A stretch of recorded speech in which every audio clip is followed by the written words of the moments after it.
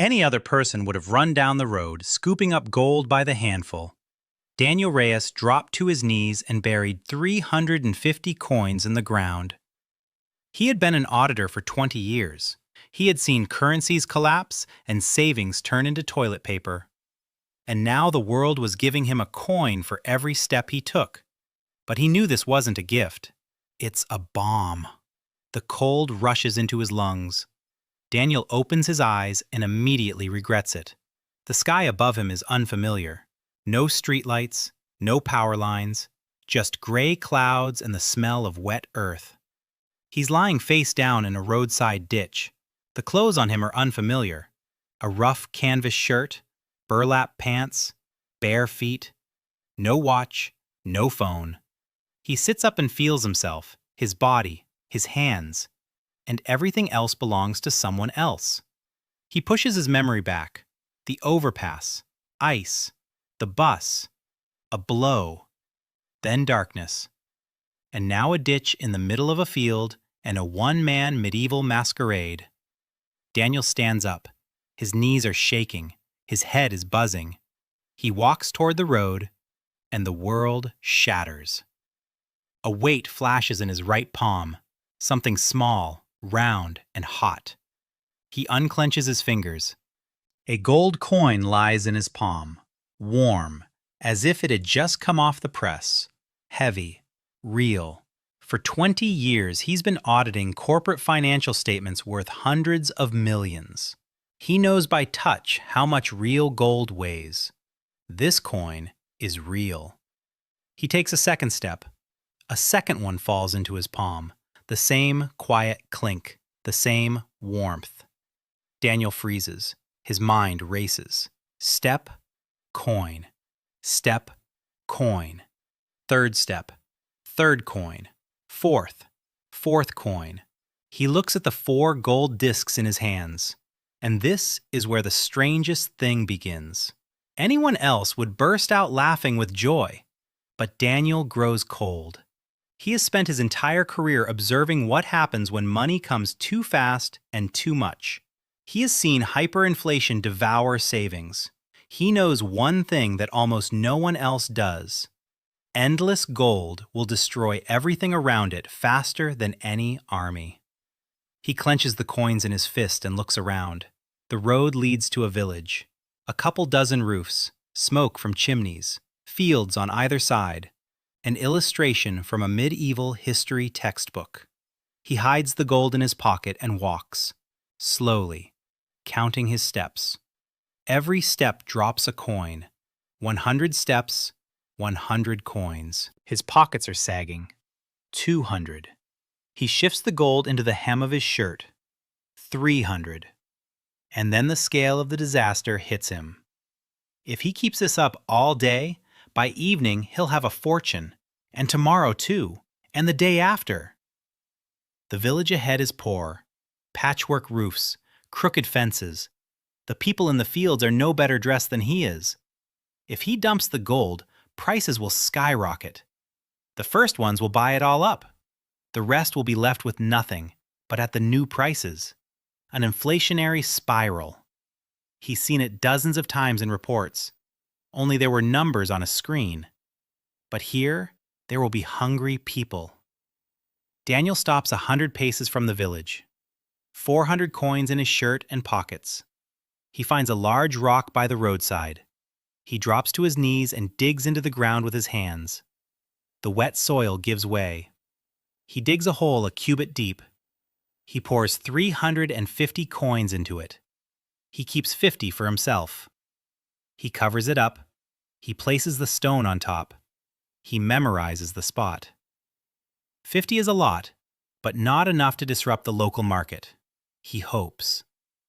He heads toward the village with 50 gold coins and knowledge worth more than any gold. He knows how money works.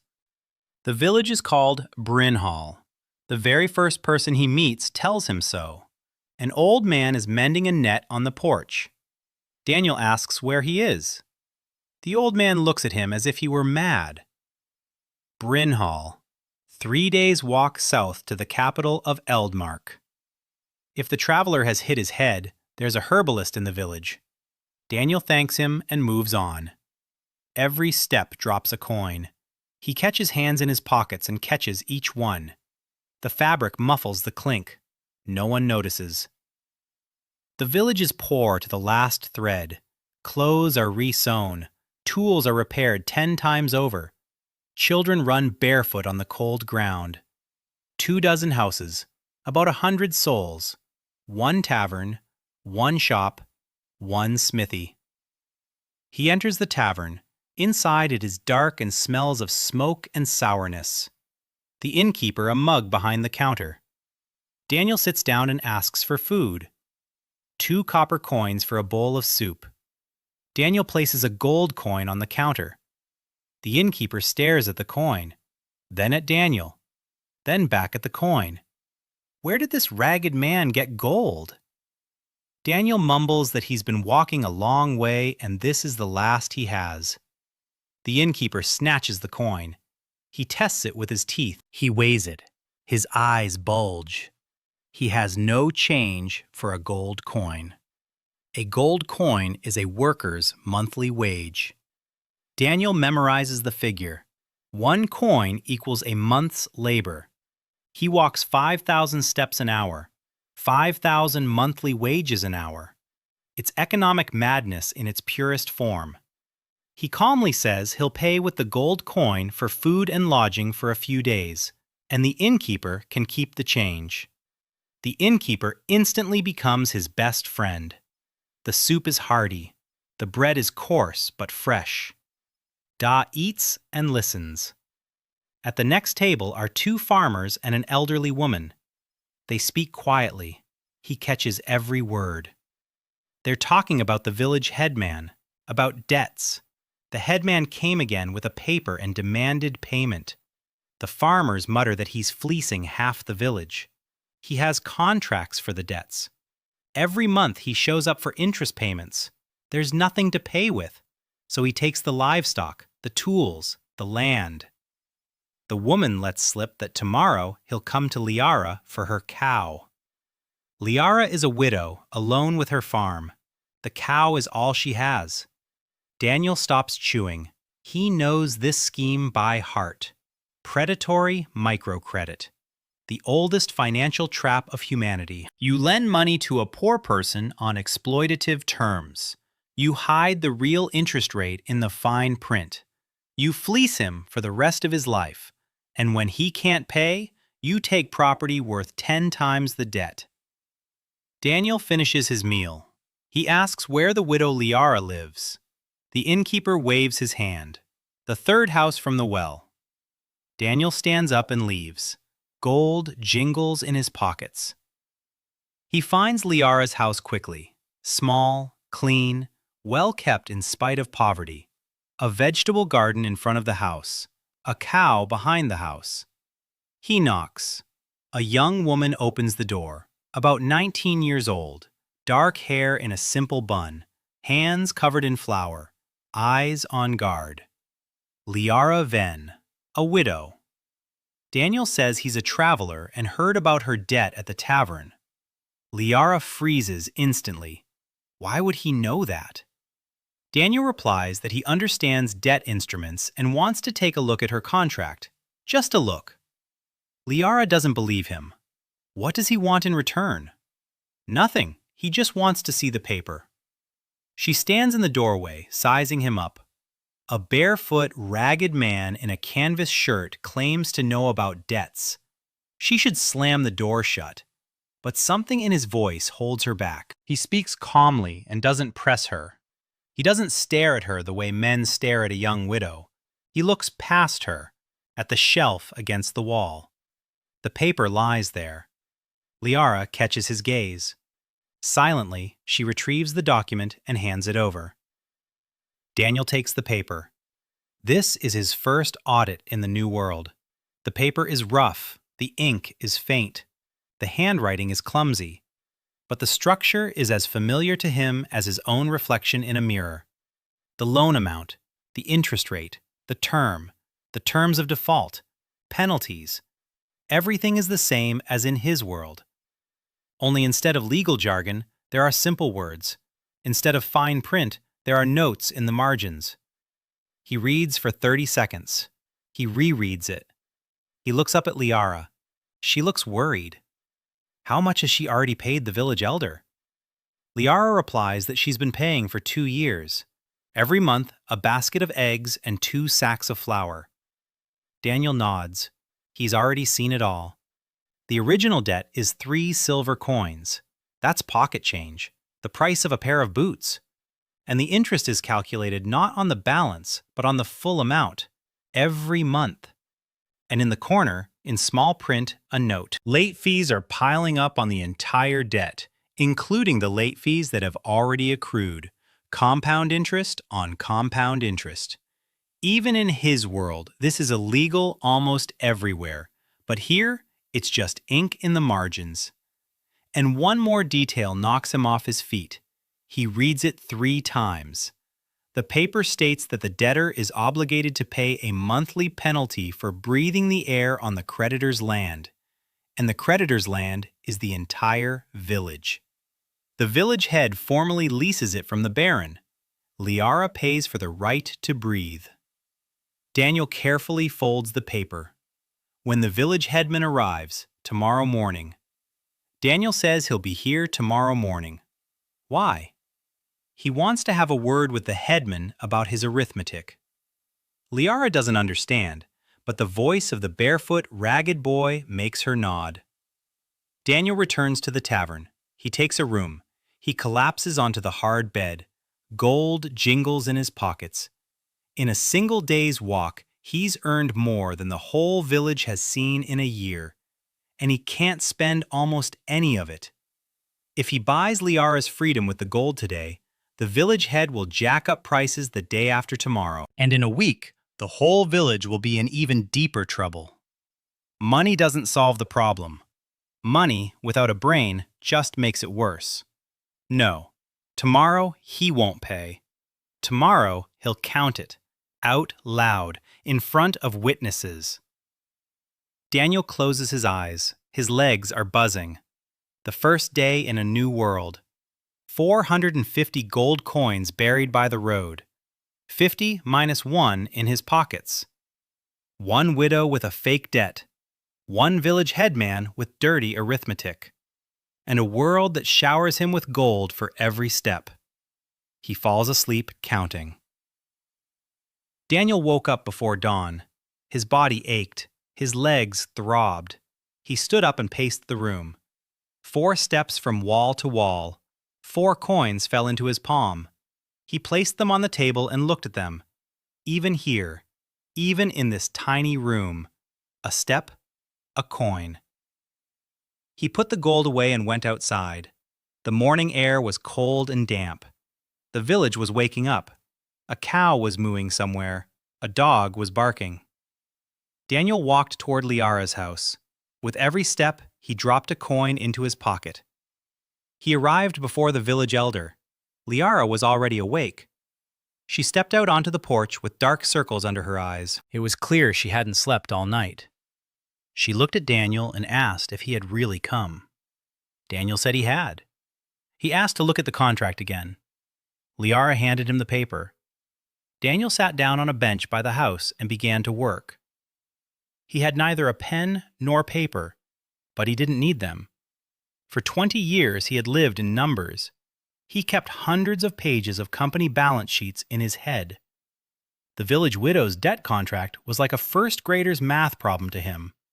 He laid it all out line by line in his head. The original debt was 3 silver coins. The interest rate was 20% per month on the principal amount. That was already robbery. But it got worse. The penalty was calculated not on the balance, but on the entire amount plus all previous penalties. Over 2 years of payments, Liara had given the village headman the equivalent of nearly 40 silver coins. The debt, however, hadn't decreased by a single coin. Because the formula was designed so that the payments covered only the interest and left the principal untouched. And the cherry on top? Interest on thin air. a separate line item, 2 copper coins a month for the right to be on the creditor's property. This wasn't just fraud, it was a system, well thought out, well oiled. Daniel was certain that Liara wasn't the only victim, that half the village had the same papers. He heard footsteps, heavy, confident. The village head was walking down the street, a heavy-set man in his 50s, fine clothes, a leather belt with a silver buckle, a well-fed face. An assistant walked beside him, a skinny guy with a notebook. The village headman saw Daniel on the bench by Liara's house and stopped. He asked who it was. Liara said nothing. Daniel stood up. He said he was a guest, a traveler, just sitting on the bench. The village head looked at his clothes, bare feet, a canvas shirt, and lost interest in him. He turned to Liara and said he had come for payment. Liara said she had eggs and flour as usual. The village head shook his head. He said that wasn't enough anymore, that according to the contract, the debt had increased, and that now he needed a cow, or he would file a complaint with the Baron and Liara would be evicted. Liara turned pale. The cow was all she had left. Without a cow, there would be no milk. Without milk, there would be no cheese. Without cheese, she would have nothing to feed herself and nothing to trade. Taking the cow meant to condemn her to a slow, starvation-induced death. Daniel listened and waited. He could have simply paid, pulled a handful of gold from his pocket and settled the debt. It would have taken 5 seconds. But that would solve only Liara's problem for a single day. And tomorrow, the village headman would come to the next widow and to the next farmer with exactly the same piece of paper. Daniel stepped forward. He said he'd like to ask one question about the contract. The village headman looked at him with irritation. He asked what business it was of his. Daniel said he simply liked to count, and that he was interested in the arithmetic in this document. He held up the paper. People had already begun to gather. In a small village, any event attracts attention. An old man from the porch, 2 farmers from the tavern, a woman with a child in her arms, a few more people. Daniel spoke loudly and clearly. He said that Liara's original debt was 3 silver coins. He said that over 2 years, she had paid off about 40 silver coins worth of goods. Someone in the crowd whistled. 40 silver coins for 3 isn't a debt, it's slavery. Daniel continued. He said the debt hadn't decreased by a single coin, because interest was calculated not on the balance, but on the original amount every month. That meant the principal would never be paid off. No matter how much Liara paid, she would always be in debt. Always. Until she died. He turned to the village elder. He asked if he had known this when he drew up the contract. The village elder began to blush. He said the contract was legal and that a barefoot vagrant had no right to challenge it. Daniel nodded. He said, "Fine." He moved on to the next point. He said there was a clause in the contract about a fee for air. 2 copper coins a month for the right to be on the creditor's property. He asked the village head if the entire village was his property. The village head said he leased this land from the Baron and had the right to do so. Daniel asked if anyone in the village had seen this lease agreement. Silence. No one had seen it. Daniel asked the village head if he could show his contract with the Baron right then and there. The village head fell silent. His face turned from red to white. Daniel turned to the crowd. He said that if the village head was renting the land from the Baron, then the contract must specify the area and boundaries of the plot, and that if there is no such contract, or if it does not include the right to charge residents, then the air tax is a fabrication, a complete forgery. An elderly woman from the tavern said that she also had such a clause in her contract. One of the farmers said he did too. Daniel felt a familiar sensation rising inside him. The auditor's thrill of the hunt. He was on the trail. He turned to the village elder and said one more thing. He said that if interest is calculated on the original amount, rather than the balance, then by the laws of any commercial court, this is an usurious agreement. And that if Liara has already paid 13 times the original debt, then not only does she owe nothing, but she also has the right to demand a refund of the overpayment. The village elder clenched his fists. His assistant frantically flipped through his notebook. The whole village had already gathered around. People were whispering. Someone was mentally recalculating their payments. The village elder pointed his finger at Daniel and said that he was an outsider, that this wasn't a court for him, and that a paper is a paper. Daniel shrugged. He said that a piece of paper is just a piece of paper, but numbers are numbers, and that anyone who knows how to add can verify his words right now. The village head looked at the crowd. The crowd looked at him. Not hostile, not yet, but with that expression Daniel knew well from corporate meetings. The expression of people who suddenly realized they'd been deceived and now wanted to know just how deeply. The village head turned and walked away. His assistant ran after him. Liara stood by her door and looked at Daniel. The cow behind the house was mooing. She stayed put. The crowd didn't disperse. An elderly woman approached Daniel and asked if he could look at her paper too. A farmer said his as well. Another farmer said his too. An hour later, Daniel was sitting on the same bench by Liara's house. 11 contracts lay before him. 11 out of the village's 22 households. Half of Brynhall. He checked each one. The scheme was the same usurious interest rates, the same penalty for breathing, the same dead-end loops from which there was no escape. The village head hadn't invented anything new. It was a classic debt trap. Daniel had seen these in reports on microcredit organizations in poor countries.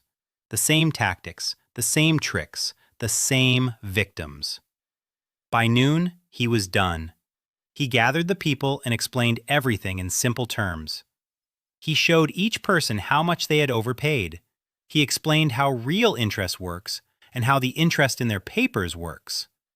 He explained that the penalty for error has no legal basis. The village listened in silence. Then the silence turned to anger. Someone suggested going to the village headman. Daniel stopped them. He said that anger was not a strategy. That if they went as a mob, the headman would complain to the baron, and the baron would send the guards. And then, things would be worse. Instead, Daniel suggested something else. He said they needed to gather all the contracts, to make a full tally of the overpayments, and to send all of this not to the baron, but to the Eldmark Commercial Court. Because fraud in debt instruments is a crime even here. He hoped it was a crime even here. A farmer asked how he knew all this. Daniel said he was an accountant, that he'd been counting his whole life. It wasn't a lie. Liara brought him a mug of milk, warm, fresh from that very cow. She didn't say a word. She just set the mug on the bench next to him. Daniel drank the milk. It was delicious. He thought that this was the first payment he'd received in the New World. Not gold, milk. And that this mug meant more to him than 500 coins in his pockets and under a rock. In the evening, he returned to the tavern. The innkeeper looked at him in a new light, with cautious respect. Rumors spread quickly in the village. Daniel sat down at the table and began to think. He needed to go to Eldmark, a 3-day journey. That meant 3 days of walking, about 15,000 steps a day if he walked at a leisurely pace. 45,000 steps, 45,000 coins. He closed his eyes and tried to imagine such a sum. 45,000 monthly salaries. That was the annual budget of a small town. In 3 days on foot. It was a bomb, a nuclear bomb in his pockets, and he had to learn how to keep it from exploding. He went to sleep. His legs were buzzing. He fell asleep again, counting. Daniel left Brynhall at dawn. Liara stood at the gate and watched him go. She handed him a bundle of bread and cheese. He thanked her and set off. Coins began to fall from his first step. He had grown accustomed to that sound over the past 2 days, the quiet clink of metal in his palm, like a metronome. Step, clink. Step, clink. The road from Brynhall wound through the hills, grass up to his waist, scattered trees. Not a single traveler in the first hour. Daniel walked and thought. He had a storage problem. Gold is heavy. 1 coin weighed about as much as a large cherry. But 1,000 coins is already a serious weight. 10,000 is an unbearable burden. He needed a system. He decided on this. Every 1,000 steps, he would stop and hide the coins. He wouldn't bury them deep. He simply found a distinctive rock or tree and piled a heap of gold beneath it. He memorized the landmarks. His auditor's memory, honed over 20 years, worked flawlessly. A forked oak by the stream, 1,000 coins. A stone ridge with red moss, 1,000 coins. A burnt-out tree on a hill, 1,000 coins. He was turning the roadside into a banking network. Primitive, vulnerable, but for now, the only one possible. By noon, he had walked about 7,000 steps. His legs began to ache. Not badly, but he could feel every muscle. He hadn't been an athlete in his past life. An office worker, 12 hours at a desk. The most physical activity he got was walking to the coffee machine. Now, his legs were his capital, literally. He stopped by a stream. He dipped his feet in the water. The cold stung and immediately brought relief. Daniel sat and watched the water, thinking about the scale of it all. If he walked 10 hours a day at 5,000 steps an hour, that's 50,000 coins a day. 50,000 monthly salaries. If a monthly salary here is equivalent to, say, $30, that's $1.5 million a day. If he walked 300 days a year, that would be $450 million a year.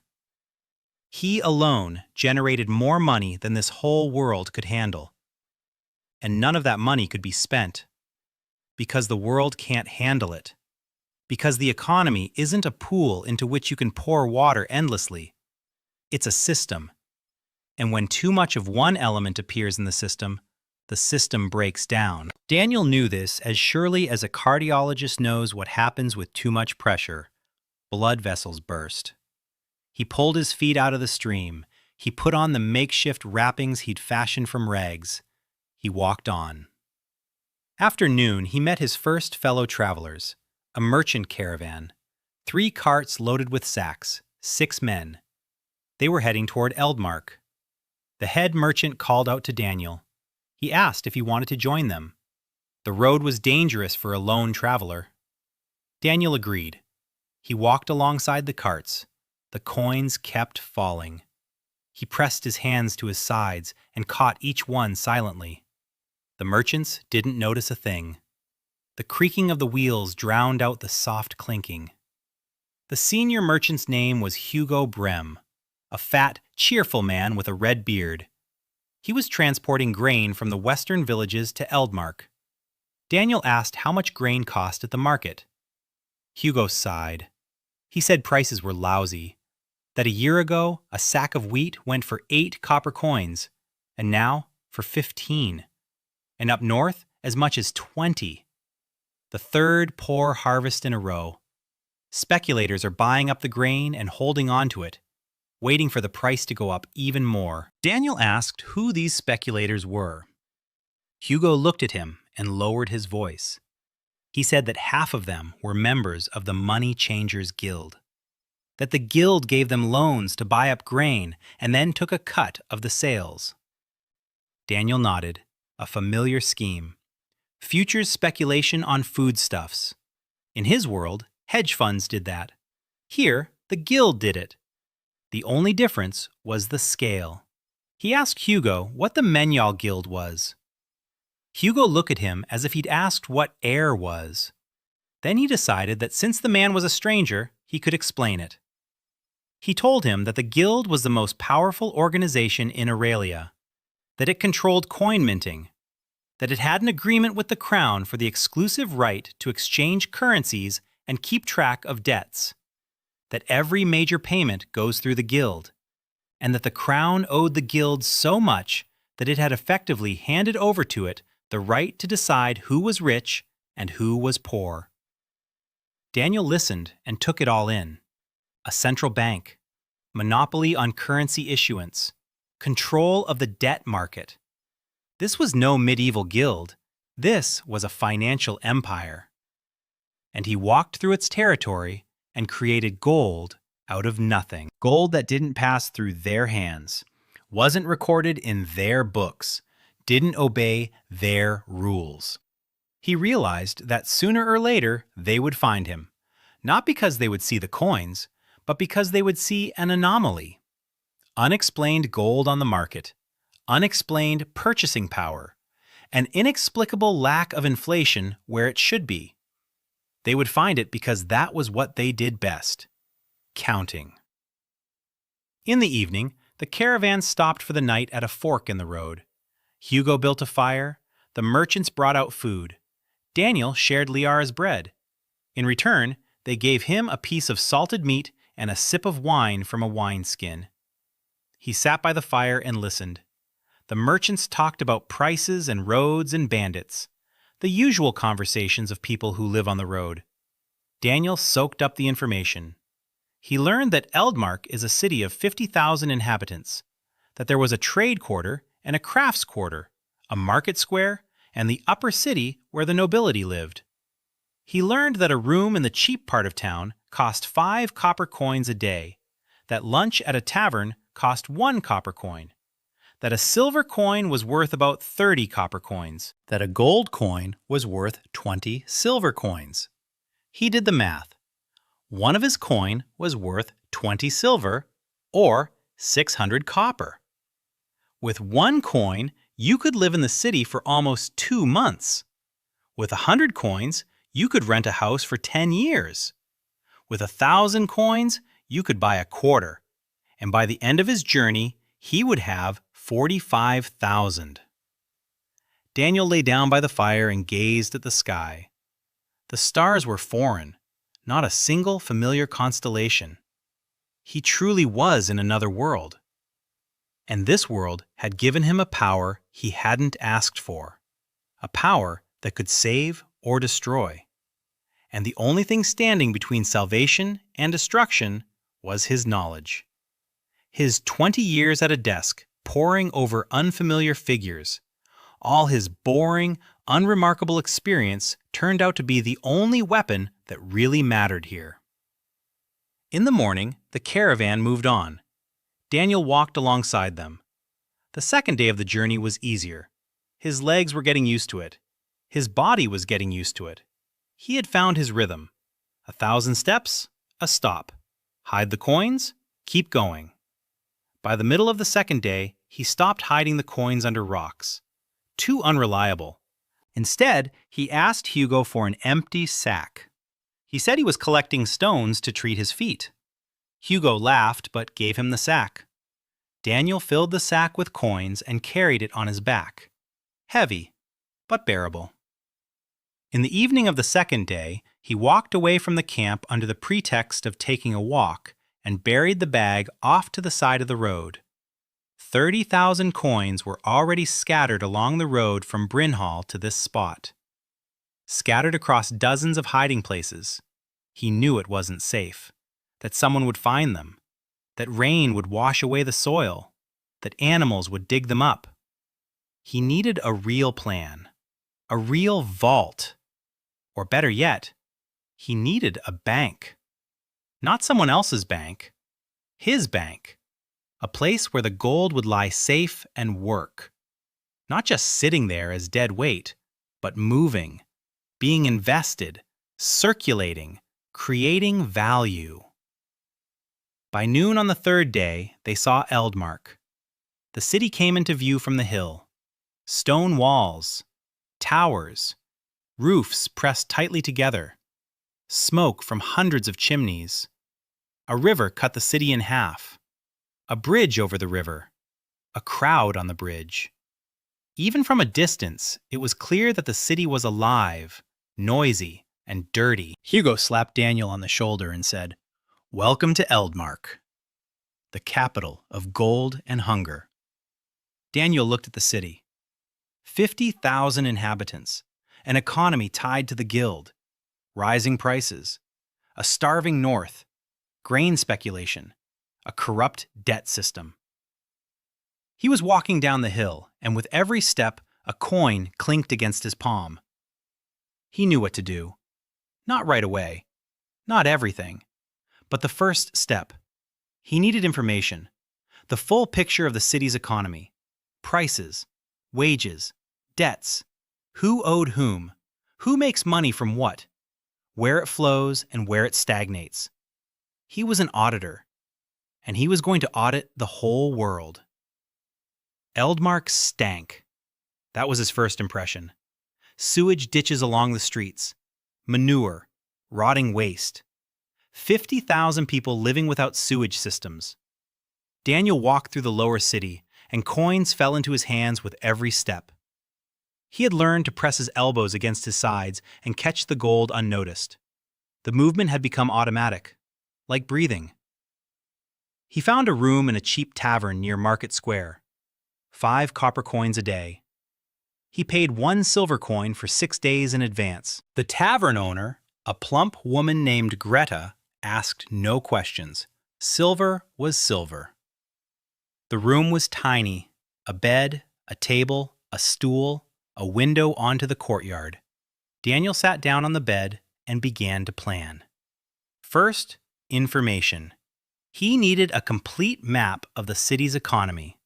Prices for all basic goods, salary levels by profession, the tax structure, loan rates, rent rates. He had to become an invisible observer, an auditor who hadn't yet announced an audit. Second, storage.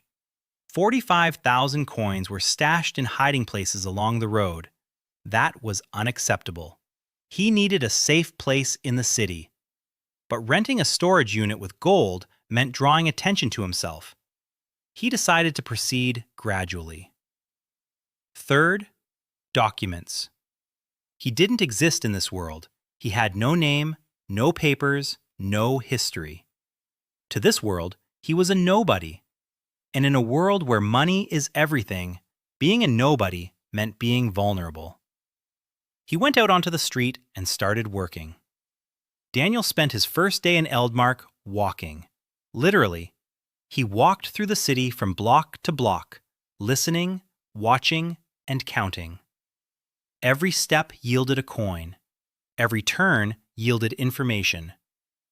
The market square was enormous. Hundreds of merchants, dozens of rows. Daniel walked through every sin. He memorized the prices. Bread, meat, fish, grain, cloth, leather, iron, wood, candles, salt. He memorized everything. The auditor's brain worked like a machine. He sorted the data into categories, he compared, he looked for anomalies. And he found one. Grain cost 3 times more than it should have based on the current harvest. Hugo was right. Someone was buying it up and hoarding it. Salt cost twice the logical price. Leather was cheap. That meant more livestock was being slaughtered than usual. That meant farmers couldn't feed their herds. That meant meat was cheap now, but would be expensive in 6 months because there would be fewer herds. A classic cycle. Daniel saw it in the data as clearly as he could read text on a wall. By noon, he had reached the craftsmen's quarter. Blacksmith shops, carpentry workshops, pottery studios, weaving yards. It was dirtier here, but livelier. People were working. Hammers were clanging. Saws screeched. Daniel noticed one workshop that stood closed. The doors were boarded up. The sign had been taken down. He asked the blacksmith next door what had been there. The blacksmith said it had been a mechanic's workshop, that the owner owed the guild and couldn't pay. The guild had taken the workshop. Now it stood empty. Daniel memorized the address. He walked on. The upper city was a different world. Clean streets, 2- and 3-story stone houses, carriages, people in fine clothes, guards on every corner. It smelled of money here. Daniel walked past a building with a coat of arms, massive doors, a stone lion above the entrance. A sign read that this was the house of the Money Changers Guild, the central office. He stopped and looked. Through the open doors, he could see a marble floor and people in black robes. Clerks, accountants. There were a lot of them. The guild was bigger than he'd thought. He walked on. He passed another building, the commercial court. He memorized the location. He'd need this address for the Brinhall case. By the end of the first day, Daniel had walked the entire city. 20,000 steps, 20,000 coins. His legs were on fire. His muscles were cramping. He barely made it to the tavern. He collapsed onto the bed.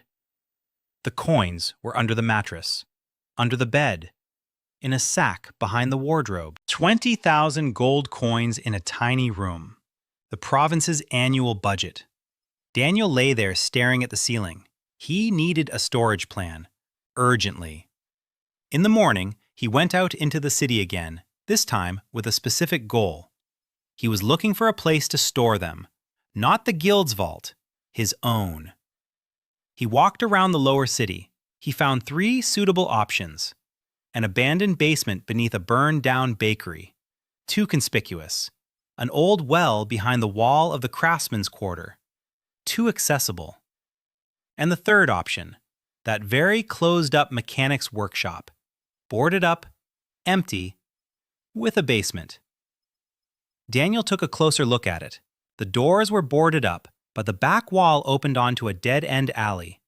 The windows were boarded up from the inside. The lock on the door was simple, rusty. He went back to the blacksmith and asked who owned the workshop. The blacksmith said it belonged to the guild, that they'd taken it from Corin Ashwell for her debts. Daniel asked where Corin Ashwell was now. The blacksmith shrugged, said he'd seen her in the market square. She sells small mechanisms from a stall, locks, hinges, all sorts of things. A talented girl, but without a workshop, she's like a singer without a voice. Daniel found Corin an hour later. She was sitting on the ground at the edge of the market. Mechanisms lay on a rag in front of her. Small gears, clever locks, miniature hinges. Every detail was made perfectly. Even without specialized knowledge, Daniel could see the quality of the work. Even teeth, a precise fit. These weren't crude crafts. This was engineering. Corinne Ashwell was young, 22, maybe 23, short dark hair, hands covered in scrapes and metal dust, a stubborn look in her eyes. She looked up at Daniel, asked if he wanted to buy anything. Daniel sat down next to her. He said he needed a good lock. Corinne showed him 3 options. She explained the differences: lever, pin tumbler, her own design with a double bolt. Daniel listened. She talked about mechanisms the way he talked about numbers, with precision, with love, with absolute knowledge. He chose the double bolt lock. He asked how much. Corinne said 5 copper coins. Daniel gave her a silver coin. Corinne said she didn't have change. Daniel said he didn't need change. Corinne frowned. She asked why he was overpaying. Daniel said the lock was worth more than 5 copper coins. That work like this was worth at least a silver coin. Corinne looked at him for a long time. Then she said he was the first person in 3 months to value her work higher than copper coins. Daniel asked her about the workshop. Corinne fell silent. Then she told him, briefly, dryly, without self-pity. She'd taken out a loan from the guild for equipment.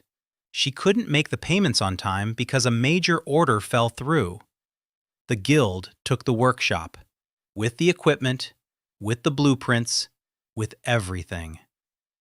Daniel asked if she had any copies of the blueprints left. Corinne said some were in her head, the most important ones: a new type of water mill, an irrigation pump. She could change the lives of entire provinces if she had a workshop. Daniel nodded. He stood up. He said he might stop by again. He left. He spent the rest of the day finding out the cost of renting and buying property in the craftsmen's quarter. The prices were high, but not for a man who produces gold with every step. The problem wasn't money. The problem was legality. He couldn't walk into the guild and buy a workshop with gold coins that hadn't gone through their mint. They would ask questions. Where did the gold come from? What is its fineness? Who minted it? And they would have discovered that his coins were purer than any known gold. He needed an intermediary, or a workaround, or a different strategy. Daniel returned to the tavern that evening. He sat down at a table in the common room. He ordered dinner. And that's when he saw her. A young woman was sitting behind the bar, 24, maybe 25 years old. Dark hair, sharp features. She was making entries in a thick ledger, quickly, confidently. The pen scratched across the paper without stopping. Daniel took a closer look. She was keeping the tavern's ledger. Columns of numbers, totals, subtractions.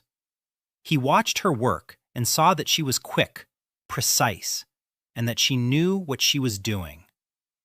He asked the landlady, Greta, who she was. Greta said her name was Sina Marquette. She keeps the books for the tavern, the best bookkeeper in Lower City. But she has a temper. Daniel walked over to the counter, sat down next to her, said he'd noticed her work and that she calculated faster than he did. Sena looked up, looked at him, appraisingly, coldly. Said he was a dolt and that ragged people usually don't know how to count. Daniel smirked. He said he was a counter, that he'd been counting his whole life. Sena asked what kind of counting. Daniel said, auditing, that he finds mistakes in other people's books. Sena froze. She looked at him differently, with interest. She asked if he could find a mistake in her book. Daniel asked permission to take a look. She handed him the book. He scanned 3 pages, 30 seconds. The book was flawless. Not a single mistake, not a single inconsistency. A perfect job. He told her so. Sena didn't smile, but something shifted in her eyes. Maybe surprise that someone had actually checked it.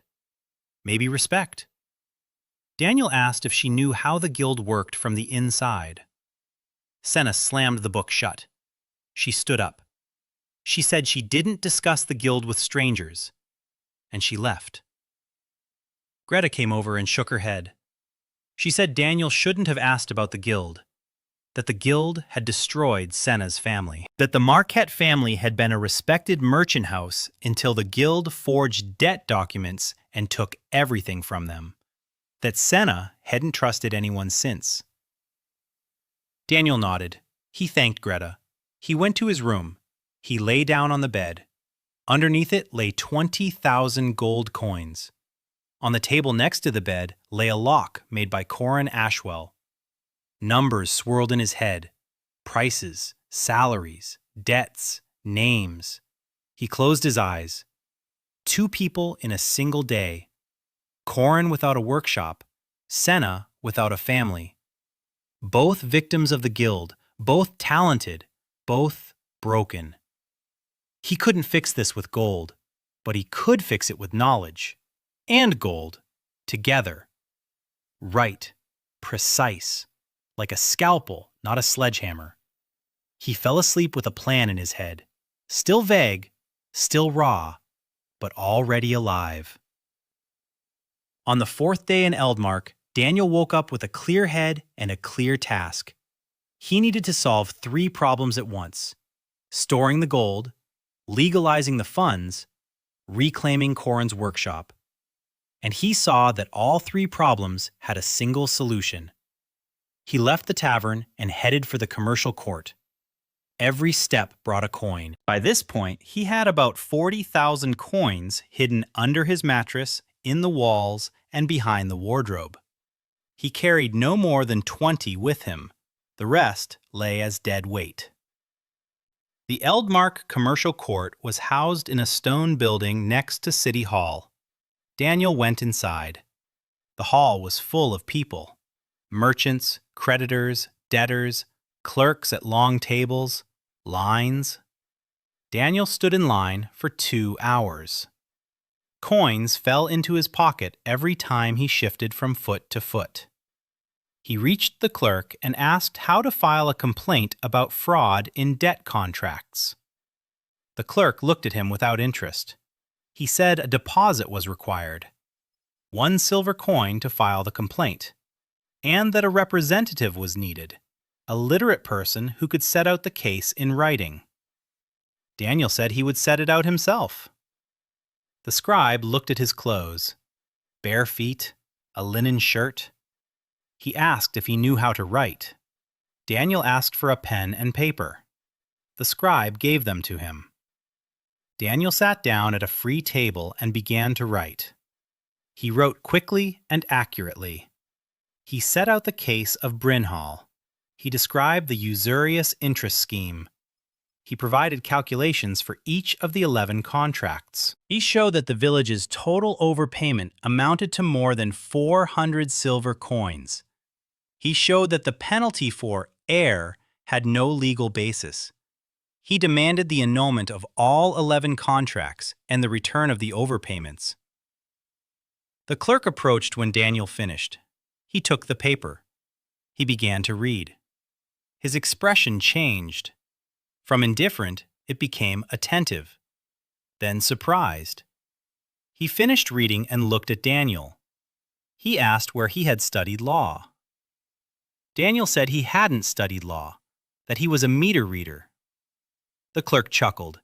He said the complaint was better drafted than half the documents from licensed representatives. He took the silver coin. He registered the case. He gave Daniel a case number. He said the review would take anywhere from 2 weeks to 3 months. Daniel thanked him and left. The first step was done. The Brynhall case was in the system. Now he had to tackle bigger issues. He went to the craftsmen's quarter, to Corin's closed workshop.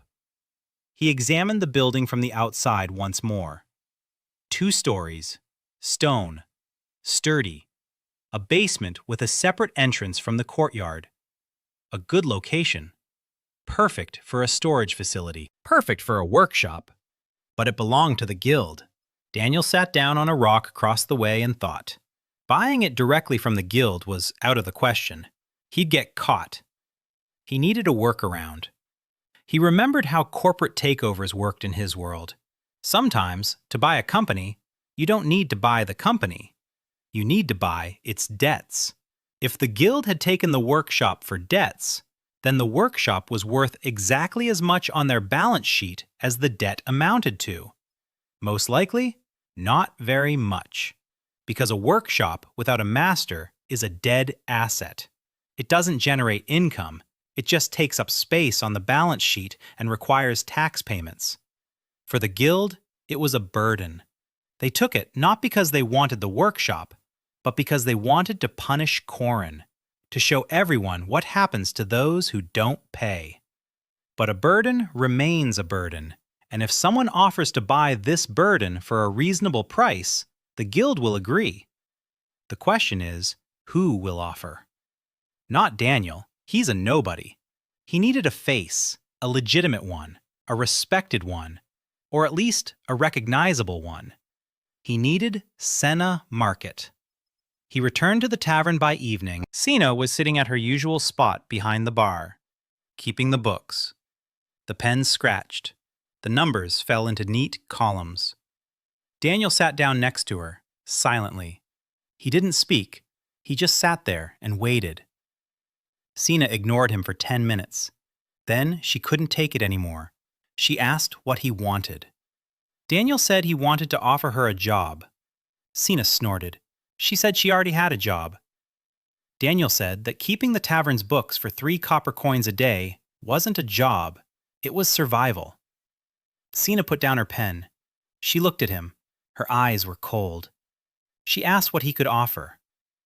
Daniel said he needed someone who knew Eldmark's finances from the inside, someone who knew how the guild operated, someone who could pull off a deal without the guild suspecting foul play. Sina was silent. Daniel continued. He said he wanted to buy one workshop in the craftsmen's quarter, the former workshop of Corin Ashwell, that he needed an intermediary, someone with a name, even if it was a former one, even if it was disgraced, but with a name. Marquette is that name. Sina was silent for a long time. Then she asked why he wanted the workshop. Daniel said he wanted to return it to Corin. Sina raised an eyebrow. She asked why he wanted to do that. Daniel said that a workshop without a master is a dead stone, and Corin without a workshop is a dead talent. He wants both of them to live. Sina looked at him, and Daniel could see she didn't believe him. That in her world, people don't do things like that. That in her world, every kind word hides a debt trap. He said one more thing. He said he knew about the Marquette family, that he knew the guild had destroyed them with fake debts, and that he knew how to spot forgeries in documents. That if Sina helped him now, he would help her later. He would find those very forged papers, prove the fraud, restore the Marquette's name. Sina stood up. She walked over to the window. She stood with her back to him. Daniel saw her shoulders tense, then relax, then tense again. She turned and said she would do it. But if he was lying, or if it was a trap, she would personally slit his throat. Daniel said he accepted the terms. They got to work that very evening. Sina knew the system inside out. She knew that Corin's workshop was listed on the guild's balance sheet as collateral for an outstanding loan of 12 gold pieces. But the workshop's actual market value was around 40 gold pieces. The guild kept it on the books at an undervalued price to pay less in taxes. It was a loophole. If they offered the guild to buy the workshop at the book value of 12 gold pieces, the guild wouldn't be able to refuse without explaining why the asset was worth more than it was in their own books.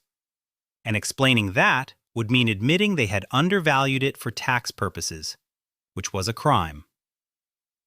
Daniel smiled when Senna explained this to him. He knew this trick. He'd used it himself dozens of times during audits. When a company undervalues an asset to avoid taxes, it sets a trap for itself, because then it can't sell that asset for more without admitting to fraud. They came up with a plan. Senna would go to the guild as an independent broker. She would offer to buy the workshop at book value. She would say the buyer was a small artisan from another city. Daniel's name would not be mentioned. Senna would hand over the money in cash, 12 gold pieces. For Daniel, that was 12 steps. But Senna didn't know that. She thought he had some savings. He wasn't planning on explaining yet. In the morning, Senna went to the guild. Daniel waited at the tavern. He sat at a table drinking watered-down wine and trying not to get nervous. He was used to big deals, but in his past life, they were backed by legal departments and insurance policies. Here, he was backed by a single angry woman with a former name and a pocket full of magical gold. Senna returned 4 hours later. Her face had gone pale. Daniel went cold.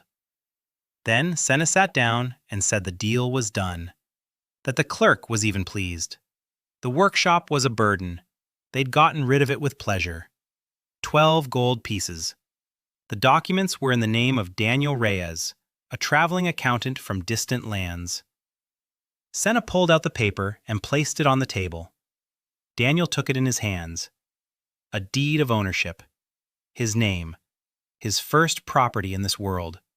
For 12 gold pieces. He thanked Senna. She nodded. Then she asked when he would start looking for the market's documents. Daniel said he would start tomorrow, But first, he needed to do something. He went to Market Square. He found Corinne in her usual spot.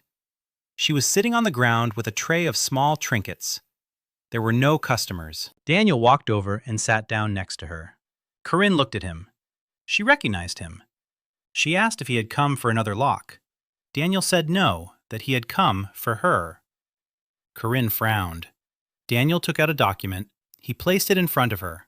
He said he had bought her workshop from the guild, that the workshop was now his, but that he wanted to offer her a job. She would manage the workshop, use the equipment, build whatever she wanted.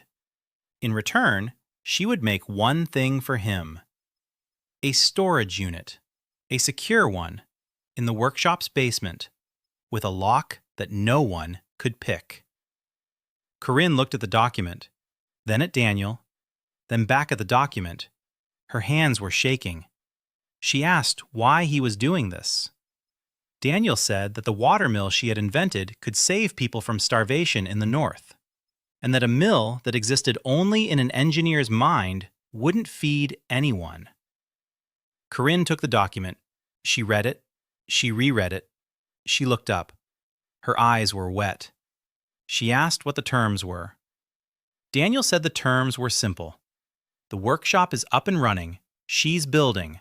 The first project is a storage facility for him. The second project is whatever she wants. He'll cover the costs. Corinne said it was too good to be true. Daniel said it wasn't good, it was just right. That talent without tools is a crime against the world, not the norm. Corinne stood up. She gathered her parts from the tray. She rolled up the rag. She looked at Daniel and said the storage unit would be ready in a week, and that if he cheated her, she knew how to make a lock that couldn't be opened from the outside and would slam shut forever. Daniel said he accepted the terms. It was the second threat in 2 days. The trend worried him. They went to the workshop together. Corinne ripped the boards off the door. She went inside. She stood in the middle of her former workshop, touching the machines and workbenches. A thick layer of dust lay on everything, but the equipment was still there. The guild didn't need it. Corinne ran her hand over the lathe, over the anvil, over the tool rack. Then she turned to Daniel and said the tools were intact, that she only needed materials: iron, copper, wood. Daniel said the money for the materials would be ready tomorrow. Corinne nodded and stopped looking at him. She looked at the workshop, at her workshop. Daniel left. He walked down the street and coins fell into his hands. 12 gold coins for the workshop, 30 silver coins for materials. They were drops, drops from the ocean. He had 40,000 coins under his mattress, but he had spent 12 and felt as if he'd made the most profitable investment of his life. Because a workshop without a master is nothing. A master without a workshop is nothing. And together, they were worth more than all his gold. He returned to the tavern. Senna was waiting for him. She was sitting behind the counter and, for the first time, wasn't keeping the books. She was just sitting there, staring at the wall. Daniel sat down next to her. He asked what had happened. Senna said that when she was at the guild, she saw a familiar face. Master Vale, the guild's chief auditor, the man who personally signed the papers that destroyed the Market family's estate. She saw him in the hallway. He didn't see her, but she saw him, and she remembered everything. Daniel asked what she knew about Vale. Senna said he was a genius, that he saw numbers the way others saw colors, that he had built the guild's entire debt system, that he personally oversaw the audit of every major transaction, and that if unexplained gold appeared in Eldmark, Vale would be the first to find it. Daniel nodded. He'd expected this. Another auditor, on the other side. Vale counted other people's money to keep it under control. Daniel counted other people's money to free them. Same skills, opposing goals. He asked Senna how much time they had before Vale noticed an anomaly. Senna thought for a moment. She said that if Daniel spent quietly and sparingly, they might have a few months. If he spent conspicuously, weeks. Daniel said he would spend quietly, that every coin would be precise, like a shot. Senna looked at him, and for the first time since they'd met, something resembling trust flashed in her eyes. Not complete trust, but a shadow of it. Daniel went to sleep. Under the mattress lay 40,000 coins, minus 12. In a week, he would have a vault. In a week, Corin would start building. In a week, he would start looking for the Marquette's documents. He had a team of 2 people, both of whom had threatened to kill him if he cheated them. He had gold that the world couldn't digest. And somewhere in the upper city, sitting at a table with perfect books, was a man who sooner or later would see his traces in the numbers. Daniel closed his eyes. He wasn't afraid. He was an auditor, and auditors aren't afraid of numbers. Auditors are afraid of only one thing: a missed error. And he wasn't going to miss a thing. The week flew by. Corinne worked like a woman possessed. Daniel heard the sound of a hammer from the workshop from dawn till dusk. He brought her food because she forgot to eat. He'd set a bowl of soup on the workbench and leave. An hour later, the bowl was empty. 2 hours later, Corinne had forgotten she'd eaten again. On the 4th day, she called him down to the basement. Daniel descended the stone steps.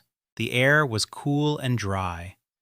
Corinne stood in the middle of the room and smiled. For the first time ever. The basement had been remodeled. The walls were reinforced with wooden beams. The floor was paved with stone. In the far wall, Corinne had built a niche 2 paces deep.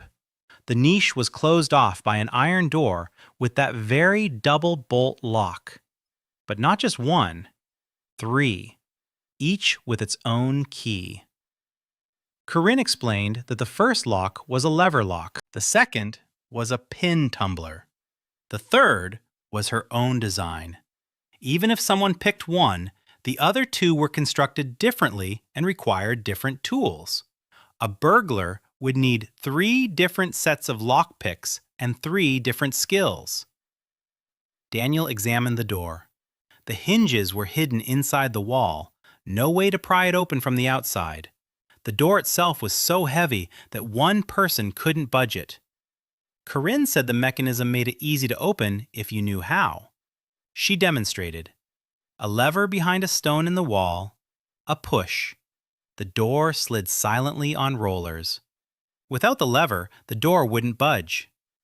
Daniel looked at Corinne and said it was the best vault he'd ever seen. He wasn't exaggerating. In his past life, he'd inspected bank vaults holding billions in assets. But those had electronic locks and cameras and security guards. This one was the engineering ingenuity of a single girl and 3 pieces of iron. And the latter was more reliable. Corinne said the door had another feature. If someone tried to pick the 3rd lock incorrectly, the mechanism would lock all 3 permanently.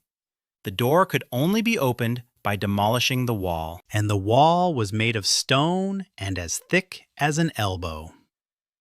Daniel nodded. He gave her 3 gold pieces more than promised. Corinne took them without haggling. She was already used to him paying exactly what the job was worth. No more, no less. That same evening, Daniel began moving the gold. He waited for darkness. He stuffed the bags with coins. He hauled them through the backyard. He carried them down to the basement. He loaded them into the niche. The job took 3 nights, 40,000 coins. He counted every one, a professional habit. When the last sack was in place, he locked the door. 3 turns of 3 keys. He checked. The door didn't budge. He sighed. For the first time in 2 weeks in this world, he felt something resembling peace. The money was safe. Now he had to put it to work. In the morning, he met with Senna. They sat at a corner table in the tavern. Daniel laid out his notes in front of her. He kept them in his head, but for Senna, he'd put them on paper. Prices for all major commodities over the past 2 weeks. Dynamics, trends, anomalies. Senna read, and her eyes grew wider and wider. She said she'd never seen market analysis like this, that not even the guild collects data this way. Daniel explained what he wanted to do, not just spend gold, but invest it so that it created value. He told her about a concept no one here knew about, a credit union. The idea was simple. A group of people chip into a common fund. From the fund, anyone can borrow money at a low interest rate. The repayment goes back into the fund. The money circulates, it grows, it works. No one profits from the interest. The interest feeds the fund itself. Senna listened. Then she said it wouldn't work. That people need money to get started, and the poor don't have money to contribute. Daniel said he would make the first contribution. He would put the initial capital into the fund, enough to get the system going. Senna asked how much. Daniel said 100 gold pieces. Senna fell silent. 100 gold pieces. That was a fortune. She asked where a barefoot vagabond got 100 gold pieces. Daniel said he had savings, that it was a long story, that he would tell her when the time came. Senna looked at him with that same cold, appraising gaze. Then she said that if he was financing a credit union, she needed full control over the books. Every coin coming in and going out had to be recorded. Daniel said that was exactly what he wanted. That transparency was the foundation. That every member of the union had to have access to the books. That this wasn't the guild bank, where everything was a secret. This was an open system. Senna raised an eyebrow. She said that open books were madness. That any competitor would see the weaknesses. Daniel said that there were no weaknesses in open books. Weaknesses were hidden in closed ones. Senna was silent for a moment. Then she said that he was the strangest person she had ever met. Daniel took that as a compliment. They began working on the partnership's bylaws. Senna wrote, Daniel dictated. Membership terms, contribution amounts, interest rates, loan terms, repayment terms, penalties. Everything was spelled out clearly and simply. Daniel insisted that every clause be understandable to someone without an education. No fine print, no hidden conditions, no traps. Senna argued with him several times over the details. Daniel listened to her arguments and agreed half the time. She knew the local realities better. She knew what wording the court would accept. She knew what pitfalls were hidden in local commercial law. By evening, the charter was ready. 12 points, as clear as day. Daniel read it and said it was good work. Senna said it was just a piece of paper for now. Paper doesn't put food on the table. Daniel agreed. He needed people. The first members of the partnership. People who would believe that a stranger in a canvas shirt would give them 100 gold pieces and not demand their firstborns in return. He knew where to find them. The next morning, Daniel went to the lower city, to the part the locals called Podol. Narrow streets, low houses, the smell of poverty. This is where those who worked the hardest and earned the least lived. Weavers, porters, laundresses, day laborers. He went from door to door. Every step brought in a coin. He talked to people, asked what they did, how much they earned, how much they owed, who they owed it to. At first, people were suspicious. Then they saw that he wasn't asking for money and wasn't offering anything suspicious. He was just asking questions and listening. By noon, he had the full picture. Podol was in a debt trap. Almost every family owed money to someone. Loan sharks, shopkeepers, craftsmen, the guilds through middlemen. The interest rates were outrageous. 30% a month was considered the norm. 50% was not uncommon. People worked just to pay the interest. The principal of the debt never decreased. The same scheme as in Bryn Hall, only on a larger scale. Daniel found one man who stood out, an old fabric dyer named Owen. His workshop was tiny, 2 vats, ropes for drying, hands permanently blue from the dye. But Owen was respected. His word in Podol meant more than the mayor's. Daniel sat down with him and explained the idea of the cooperative. Owen listened in silence. Then he asked one question. He asked what interest Daniel took on the invested 100 gold pieces. Daniel said none, that the money was a gift to the cooperative, that he wanted only one thing, for the partnership to work, so that people could borrow at a fair rate, 3% a month instead of 30. Owen asked why he needed this. Daniel told the truth. He said he had come from far away, that he had money but no home, no people, no roots, and that he wanted to build something real, not a golden tower, but a place where people wouldn't have to give up half their lives to get out of debt. Owen looked at him for a long time. Then he stood up, shook his hand, said he'd gather people. 3 days later, the first meeting of the Podol Credit Union took place in Corin's workshop. 17 people showed up. Owen had brought them.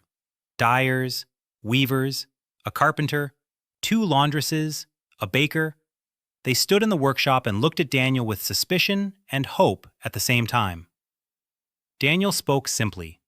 He explained how the association worked, where the money came from, where the interest went, how the fund was managed. Senna stood beside him, book in hand. She pointed to the numbers. She read every clause of the charter aloud. The people listened. They asked questions, blunt, direct questions from people who had been deceived their whole lives. Daniel answered every one. One of the laundresses asked what would happen if she couldn't pay the money back on time. Daniel said the deadline would be extended without a penalty, that no one would come to take her washboard. The laundress burst into tears. Then she pulled herself together and said she was joining. 9 more signed up after her. By the end of the meeting, the cooperative had 10 members, not 17. 7 stood on the sidelines, watching, waiting, wanting to see what would happen to the first ones. Daniel didn't pressure them. He knew that trust is built not with words, but over time. He put 100 gold coins into the fund. Senna recorded every coin. The first loan was issued that very day. The baker took 2 gold coins for flour. He wanted to expand the bakery and start baking for all of Podol, not just his own street. The interest rate was 3% per month. The repayment term was 6 months. Daniel drew up the paperwork. Simple, clear, no tricks. The baker read it, reread it. He looked at Daniel as if the man had extended not a piece of paper, but a hand from a sinking swamp. And he signed. The partnership began to operate. Daniel stood in Corin's workshop and watched as people dispersed. 10 people, 10 destinies. 1 baker with 2 gold coins and a dream of a big bakery. It was a small beginning, but Daniel knew that great things start with 1 right number in the right place. The partnership was working. Slowly, carefully, but it was working. In the first 2 weeks, 7 loans were issued. A baker for flour, a weaver for a new loom, Owen the dyer for rare pigments that would triple the price of his fabrics, a carpenter for tools. 2 laundresses pooled their resources and took out a loan for a large cauldron to take on big orders. Another weaver for wool. Daniel personally. Not the amount. Senna checked the amount, he checked the plan, what the money was for, where it would go, what income was expected, when it would be repaid. He wasn't greedy. He was meticulous. Because if the first loans failed, trust would collapse and the partnership would die before it was even born. Senna kept the books, every day, every coin. Income, expenses, balance. Daniel checked her records every evening, not because he didn't trust her, but because it was his job. At first, Senna was annoyed. Then she got used to it. Then she began to look forward to his checks, because every time he didn't spot mistakes, he saw opportunities. We can save here, we can reallocate there. It's better to postpone this payment by a week because the price of flour will drop after the fair. Senna listened and learned something new every time. She was a good bookkeeper, but Daniel was something else. He saw money not as numbers, but as flows, like rivers that can be directed, blocked, to drain, to divide. She had never encountered such a way of thinking, and it fascinated her, though she would never admit it. 3 weeks later, the first miracle happened. A small one, imperceptible to the city, but enormous for Podol. The baker repaid half the loan, early. His bakery was thriving. He had hired an assistant.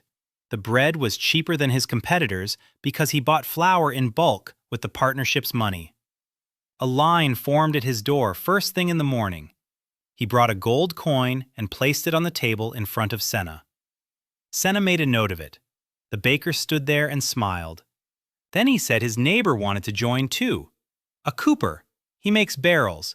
He wants to take out a loan for oak planks. Daniel nodded. He said to have him come. The cooper came. After him, the tailor. After the tailor, the shoemaker. By the end of the first month, the partnership had 23 members. The fund had grown from 100 gold coins to 109. 9 gold coins in net profit from interest, which didn't go into the moneylender's pocket, but remained in the fund, ready to become the next loan for the next artisan. Daniel looked at the numbers and felt something he hadn't felt in 20 years. Satisfaction. Not from the gold, from the mechanism, from the fact that the gears were turning correctly, that the money was going where it should, that everything the gold invested returns and brings a little more with it, not because someone had been robbed, but because someone had become richer. But success has a downside. It attracts attention. Vale wasn't the first to notice. The first to notice were the Podol loan sharks. There were 4 of them, small sharks in a small pond. They lent money at 30 to 50% interest and made a living off it. And suddenly, their clients started leaving. No outcry, no rebellion, just quietly moving to a credit union where the rate was 3% instead of 30%. One of the loan sharks came to see Daniel. His name was Gris, a fat, sweaty man with the eyes of a ferret. He walked into the workshop and sat down across from Daniel without being invited. He said he'd heard about the credit union. He said that 3% wasn't a business but charity for fools. He said that Podol was his territory and that Daniel had better leave. Daniel listened calmly. Then he said one sentence. He said he wasn't going anywhere and that if Gris wanted to keep his clients, he could lower the rate. Gris turned red. He said he knew people in the guild, that a single word was enough to shut down the partnership. Daniel nodded. He said that if Gris went to the guild, Daniel would go to the commercial court, and he would show the judge a breakdown of every debt Gris had issued over the past 5 years, with interest, with late fees, with overpayments. Gris fell silent. His sweaty face turned gray. He stood up and left. He didn't say another word. Senna, who had been standing in the corner listening, approached Daniel after Gris left. She asked if he had actually seen Gris's books. Daniel said no, but he didn't need to. A loan shark who charges 30% a month always has dirty books. It's a given. Senna smiled, for the first time in his presence. But Gris was a minor problem. The real problem came 3 days later. Daniel was walking across Market Square when he saw a man watching him.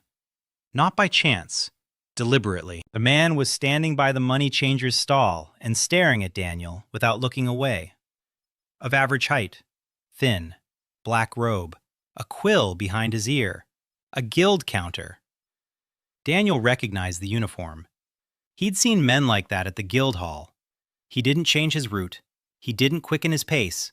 He just walked past. Coins fell into his pocket. He pressed his hands to his sides. The man in the black robe jotted something down in a notebook. Daniel returned to the tavern and told Senna. She turned pale. She said it was most likely a junior auditor, that the guild sends them around the city to monitor financial activity, that if the auditor noticed Daniel, it meant someone had tipped them off. Gris. It must be Gris. Daniel nodded. He had expected this, but not so soon. He asked Senna what exactly an auditor could see. Senna said that the auditor would be looking for the source of the partnership's capital. 100 gold pieces is a large sum. It can't just appear out of nowhere. Every large sum must leave a trail, a purchase, a sale, an inheritance, a transfer from another city. If there's no trail, then the money is either stolen or counterfeit. Either way, it's a noose around his neck. Daniel fell silent. His gold was real, more than real. It was purer than any gold in this world. And that was the problem, because the guild controlled the minting. Every coin had its own fineness, its own composition, its own trace impurities.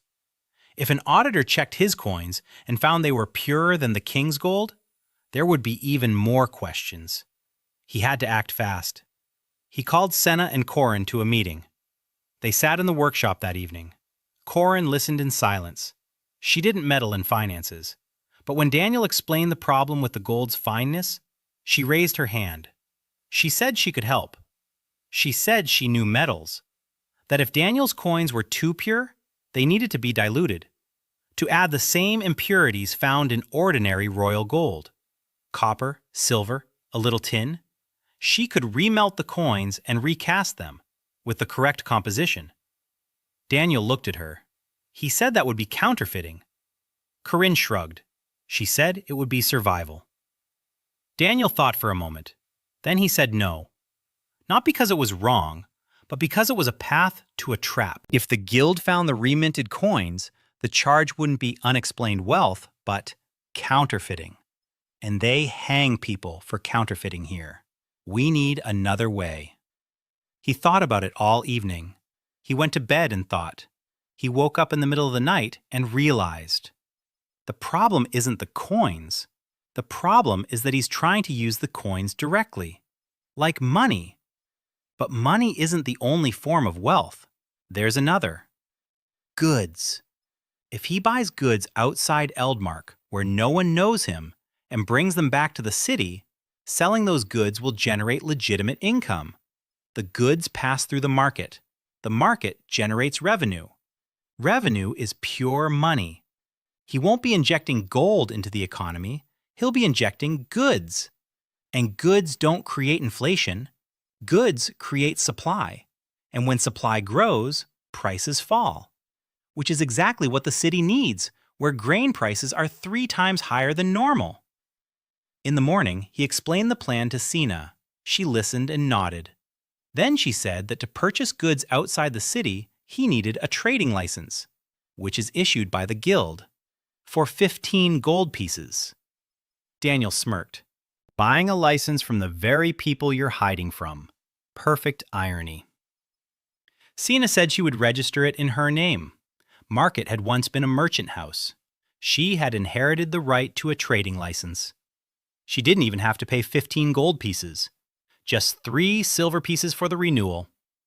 Daniel said that was perfect, that she would be the face of the business and he would handle the accounting and purchasing. Sina nodded. Then she said quietly that for the first time in 5 years, the name Market would appear on a trade document. Daniel didn't say anything. He just nodded.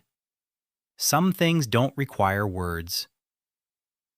Daniel made his first trade trip on his own, on foot, because the carriage didn't provide any coins, because a wagon wouldn't yield coins, only his own footsteps. He left Eldmark at dawn and headed for Westmark, a 2-day journey west, silver mines, cheap raw materials. He walked along the road and coins fell like rain, the familiar weight in his pockets, the familiar rhythm, a step, a jingle, step, Clink. 1,000 steps. A stop. The sack on his back grew heavier. He carried gold in a sack and looked like the most ordinary vagabond with a knapsack. No one suspected that the canvas sack held more than the treasury of some baron. He spent a single day in Westmark. He bought silver, a lot of it. 500 ingots, each weighing as much as 2 palms. Silver was cheap here because the mines were nearby, but in Eldmark, silver cost 3 times as much because the guild controlled the supply and maintained a shortage. Daniel saw this difference as clearly as he saw everything else, as a number, like an opportunity. He hired a cart and a driver. He paid generously. The silver was on its way to Eldmark. Daniel walked alongside the cart. The coins kept coming. He hid them in the sacks of silver. The driver didn't notice, or pretended not to notice for a good fee. In Eldmark, the silver was sold through Senna's license, officially, through the market, with an entry in the trade ledger, pure profit, legitimate money. 500 silver ingots yielded a profit of 120 gold pieces, plus 30,000 coins from the journey over 4 days. Daniel sat in the workshop and counted, his first legal income. The market trading house was in business again. On paper. In reality, behind it all stood a man who generated gold with his feet. But the business was clean, and that was the main thing. He made a second trip a week later, this time northward, to the grain-growing villages. The harvest there was meager, but it was there. Farmers were selling for 5 copper coins a sack. In Eldmark, the same sack cost 15. Daniel bought 300 sacks. He hired 3 carts. He walked alongside them. The coins were rolling in. The grain arrived in Eldmark 3 days later. Daniel didn't sell it at the market for 15 copper coins. He sold it for 10. Below market price, but above cost. The speculators who were holding grain in their warehouses noticed right away. Their grain cost 15. And this newcomer was selling for 10. Buyers went to him. The speculators were forced to lower their price, not because they wanted to, but because they had no choice. Daniel didn't drive the price down to 0. He drove it down just enough so that the speculative markup disappeared and the real value remained. Surgical precision. Senna kept the books and shook her head. She said that in 2 weeks, the Marquette Trading House had become the 3rd largest grain supplier in Lower City by turnover. Daniel said this was only the beginning. But then a problem arose that he hadn't foreseen. Or perhaps he had foreseen it, but hoped it would come later. Mina found him first. Small, skinny, quick. A girl of about 20 with huge eyes and restless feet. She showed up at the workshop one day and said she needed a job. Daniel asked who she was. She said she was Mina So, a courier. She runs all over the city. She knows every alley, every rooftop, every rumor. Daniel asked who sent her. Mina said no one, that she'd heard about a stranger who gives money to the poor and doesn't cheat, and that she wants to work for someone like that. Because people like that don't exist, and she wanted to see it with her own eyes. Daniel looked at her and saw what he always saw when he looked at an accounting ledger: structure. Mina was an information network. 1 girl running all over town is a courier. 10 such girls is intelligence. He asked if she had friends who also ran around town. Mina said she did, that there were couriers in Eldmark. No one knows their names. No one remembers their faces. They are invisible. Daniel said he would remember her name, Mina So, and that he would pay her a silver coin a week, and a silver coin to every courier she brought in too. For delivering messages, and for information. Market prices every day, rumors in every neighborhood, who arrived, who left, what they're saying in the taverns. Mina looked at him with wide eyes. A silver coin a week. For her, that was a fortune. She could eat every day. She could buy shoes. Daniel took out a silver coin and held it out to her. He said it was an advance for the first week. Mina took the coin. Then she said his name. Daniel. She said it was the first time anyone had asked her name and paid her in advance. Daniel nodded. Mina vanished. Literally. 1 second she was there, and the next she was gone, quick as a cat. 2 days later, Daniel had an information network of 12 couriers. Mina managed them. Twice a day she brought a report, market prices, who was selling what, who was buying what, which ships had arrived in port, which caravans had left the city, who had been seen at the guild house. Daniel had obtained what even the guild didn't have: real-time information. The guild collected data once a week through its auditors. Daniel received it twice a day through barefoot orphans whom no one noticed. He began to see patterns. Grain prices rose on Tuesdays because speculators bought up the warehouses on Mondays. Silver prices fell at the end of the month because miners were paid at the beginning of the month and they carried the silver into town. Fabrics became more expensive before holidays and fell in price afterward. Cyclicality, predictability. For a man from the world of analytics and big data, it was like coming home. He saw Eldmark's economy as a living organism, with a pulse, with a rhythm, with illnesses, and he knew how to treat them, without killing, without rebuilding, by making adjustments. Like a doctor who doesn't remove a diseased organ, but restores blood flow. But a living organism has an immune system, and that system had already reacted. Mina brought the news at the end of the 3rd week. She said that one of her couriers had seen that very auditor in the black robe entering the office of the grain speculator B. Brenna, was the largest grain holder in the city, the very one whose prices Daniel was driving down. If the auditor is talking to the speculator, it means one thing: the guild has started digging. Not by accident, purposefully. Someone complained. Brenna, or Gris, or both.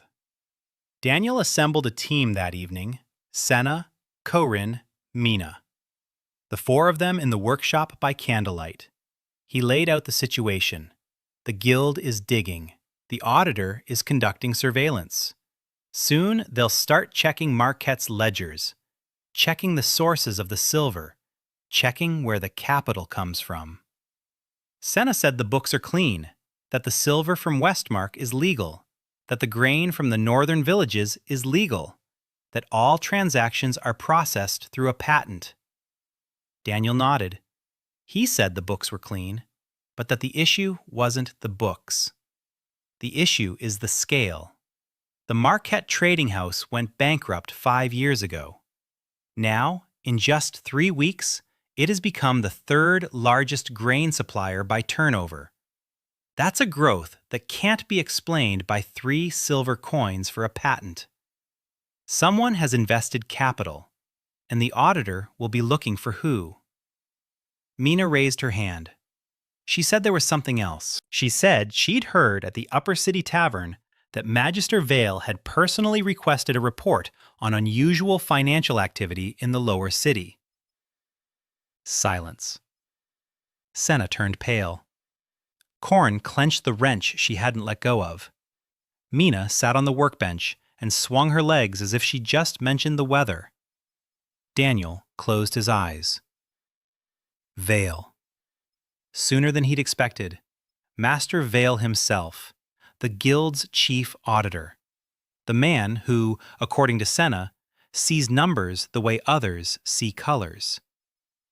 He opened his eyes and said the plan wasn't changing, that they would keep working, but more quietly, that the trading house's turnover needed to be reduced, that the partnership shouldn't be expanded yet, that no new voyages should be made in the next 2 weeks. Senna asked if it wouldn't be better to stop altogether. Daniel shook his head. He said that stopping was worse than slowing down. If the trading house suddenly ceased operations after the auditor had begun his investigation, it would look like an admission of guilt, a retreat. They had to keep going. But more carefully. He sent everyone home. He stayed behind, alone. He sat in the workshop and stared at the candle. He thought about Vale, about a man he had never seen but already respected. Because a good auditor deserves respect, even if he's an enemy. Especially if he's an enemy. Daniel knew one thing. In the battle of auditors, it's not the one with the most money who wins. The one with the cleanest books wins. And his books were flawless. 2 quiet weeks. Daniel walked around the city. Coins fell. He didn't spend a single one. The Marquette Trading House was operating at a quarter of its capacity. Small shipments of silver, small volumes of grain, nothing noteworthy. The partnership continued to issue loans. The baker repaid his debt in full. The weaver repaid half. Owen the dyer made 3 times his money on rare pigments and paid everything off in 3 weeks. The fund grew, quietly, steadily. 200 gold pieces. Daniel added another 50 from the vault. New members joined every week. 31 people. The neighborhood was changing, slowly but noticeably. A new awning stood by the bakery. The weaver hung up a sign. The laundresses bought a second cauldron. Little things, but little things that make up life. Daniel used the quiet weeks for other work.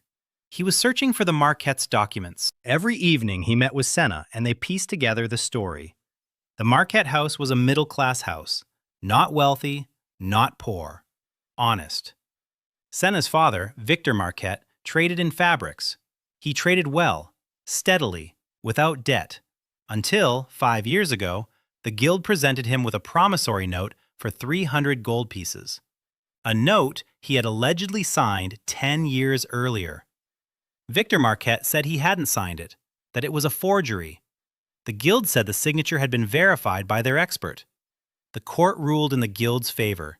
The house was taken away. The assets were confiscated.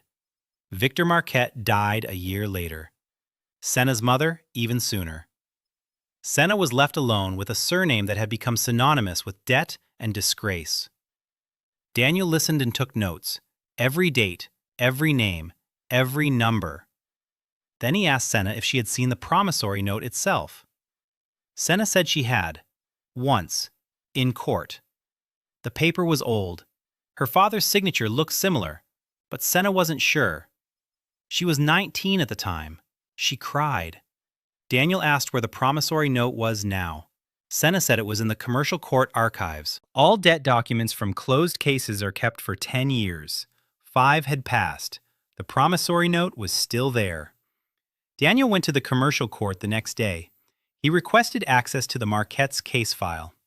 The clerk said the file was open to the parties involved and their representatives. Daniel said he was Senna Marquette's representative. The clerk demanded a power of attorney. Daniel went back to Senna. They drew up a power of attorney. Daniel returned to the court. The clerk checked it. He let him in. The commercial court archives were a dusty, cold basement with rows of shelves, thousands of folders, tens of thousands of documents. Daniel found the Marquette case in an hour, a thick folder. He sat down at a table and began to read. The promissory note was there. Daniel took it in his hands. Old paper, faded ink, a signature at the bottom. Victor Marquette. He stared at the signature for 30 seconds. Then he flipped the document over, looked at the back. Blank. He held the paper up to the light, and he saw it. He'd been examining documents for 20 years. He knew every trick, every method of forgery, and this one was familiar to him. The paper was genuine, old, but the ink wasn't old as the paper. It had soaked in unevenly. Fresh ink on old paper leaves a different mark than old ink on old paper. Old ink soaks in deeply and evenly. Fresh ink stays closer to the surface. It lies on more thickly. Daniel wasn't a forensic expert, but he had an auditor's eye. The signature was forged. The ink wasn't 10 years old.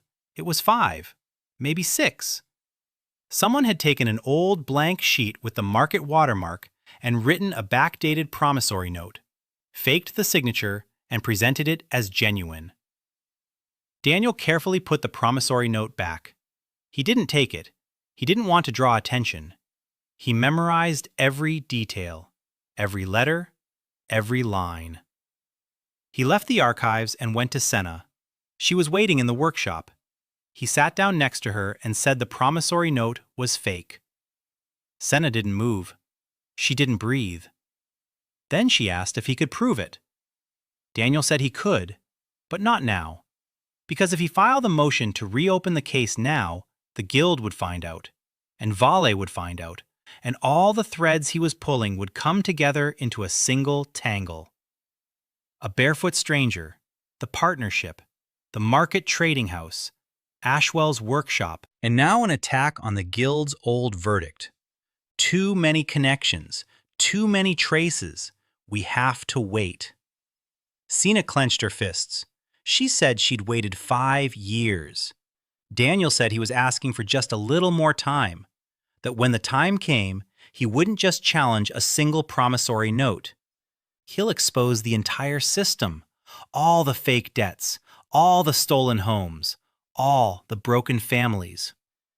Because if the guild forged the Marquette's promissory note, then it forged others as well. Sina looked at him. In her eyes were pain and rage and something else. Hope. That hope she had killed within herself 5 years ago and which now rose from the ashes like an uninvited guest. She nodded, said she would wait. But if he didn't keep his word, he knew what would happen. Daniel said he remembered. The throat. Cut it. The third threat from the third woman.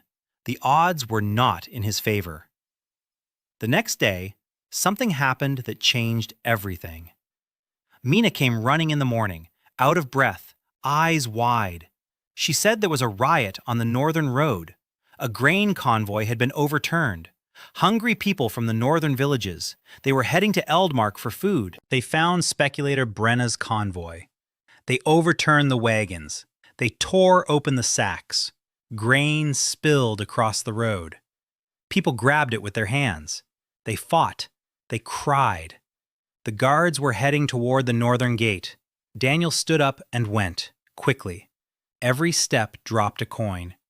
He wasn't thinking about the coins. He was thinking about the hungry people fighting over the spilled grain. He was thinking that a riot isn't a solution. A riot is a symptom. And a symptom that, if left untreated, will turn into a disease that will kill the entire city. There was a crowd at the north gate. The guards were blocking the passage. Hundreds of people stood behind the wall, thin, gray, with children. They had come from the north, where there had been no harvest for the 3rd year in a row. They were heading to the capital for food. And on the approach to the city, they encountered a grain convoy being driven into town to be sold at triple the price. Grain that had grown on their land, which they had sold for pennies because they couldn't wait, and which was now returning to them at a price they couldn't afford. Daniel stood in the crowd and watched. The guards pushed the people back. The wagon was looted. Bren stood at the gate and shouted at the guards, demanding they arrest everyone. Daniel saw the faces of the hungry people and Bren's face, and between them a chasm that could be filled neither with gold nor logic, only with action. He turned and walked back into the city. At a brisk pace, every step a coin. He wasn't counting. He was thinking. By noon, he had a plan. The plan was crazy. Daniel knew it. Senna knew it. Corin raised an eyebrow so high it almost disappeared into her hair. Mina said it sounded fun. Daniel laid out the plan on the table in the workshop. He couldn't feed the North with gold. Even if he poured all his coins into the market square, it would only provide food for a week. And then prices would skyrocket, and the famine would become even more dire. You can't cure a disease with the very thing that caused it. The problem isn't a lack of food. The problem was that there was food, but it was sitting in warehouses, waiting for prices to rise even higher. Speculators were hoarding the grain. Three major players, Bren, Holtz, and a third one named Carr. Together, they controlled more than half the city's grain reserves. Their strategy was simple: buy low, wait, sell high. The famine in the north played right into their hands. The hungrier the people, the higher the price. Daniel couldn't force them to sell. He couldn't take it away from them. He couldn't undercut their price because that would only fuel inflation. But he could do something else. He could make it so that storing the grain became more expensive than selling it. He explained it to the team. A speculator makes money on the difference between the purchase price and the selling price.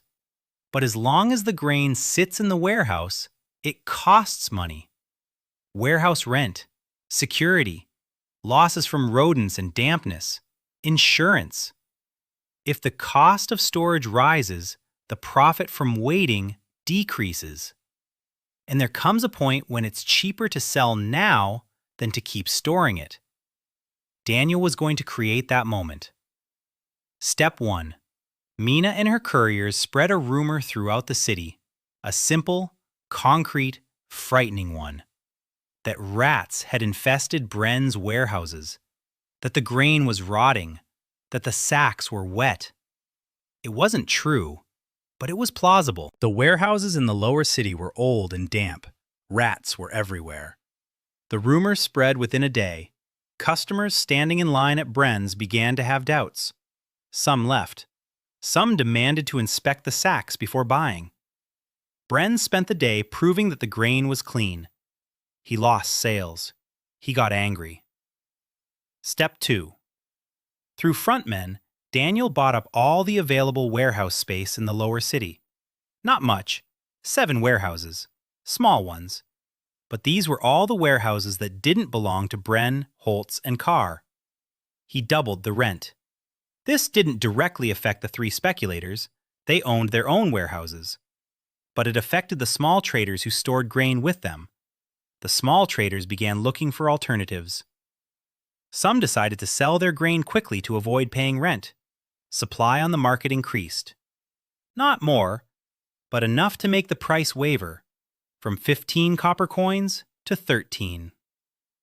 The third step, the most cunning. Daniel went to Holtz, not to Bren. Bren was angry after the riot and after the rumors about the rats. It was impossible to negotiate with him.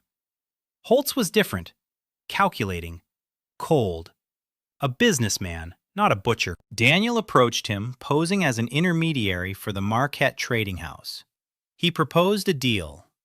Marquette would buy a third of Holtz's grain reserves, right now, 12 copper coins per sack, below the current market price, but above the purchase price. Holtz would receive a guaranteed profit right now instead of an uncertain profit later. Holtz listened. He thought. He asked why the Market Trading House needed so much grain. Daniel said that the trading house was planning to enter the northern market, that grain cost 20 copper coins up north, that it's a profitable resale. Holtz did the math in his head. Daniel saw his eyes darting. He calculated along with him.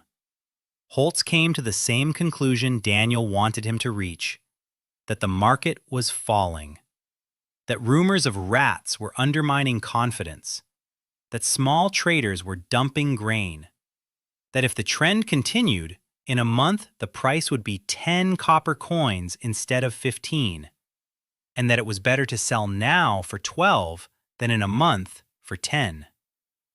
Holtz agreed. They shook hands. Daniel bought 2,000 sacks of grain for 240 gold pieces from the granary. The money went through Senna. The books were clean. The grain was transported to Daniel's warehouses in a single day. Now he had 2,000 sacks. And the second part of the plan began, the part that no one expected. Daniel didn't take the grain to them to resell. He announced the creation of a crop failure insurance fund. The idea came from his world, crop insurance. Farmers pay a small premium at the start of the season. If the crop fails, the fund compensates for the losses. with grain, not with money. Money can be stolen. Money loses its value. Grain can be sown. Grain can be eaten. He found a guide, Ji-un. She found him herself. She came to the workshop on the third day after the grain was purchased. Tall, straight back, cold eyes, movements as precise as those of a person accustomed to violence. She said she knew who he was, that she'd heard about the fellowship and how he'd outmaneuvered Brenna. Daniel asked who she was. Ji-un said she was a former debt collector for the guild, the best. 3 years, 72 debtors, found every one, made every one pay. Then she realized whose misery she was profiting from and left. Now she lives alone, works odd jobs. She can't sleep at night. Daniel asked why she had come. Ji-un said she wanted to atone, that if he really helps people, she wants to help too, that she knows every debtor in Eldmark, every address, every story. Daniel looked at her and saw a tool. Not in a bad way. Exactly. Ji-un knew the city's debt map like no one else. She knew who owed what to whom, how much, and why. That information was worth more than gold. He offered her a job. Not as a collector, quite the opposite.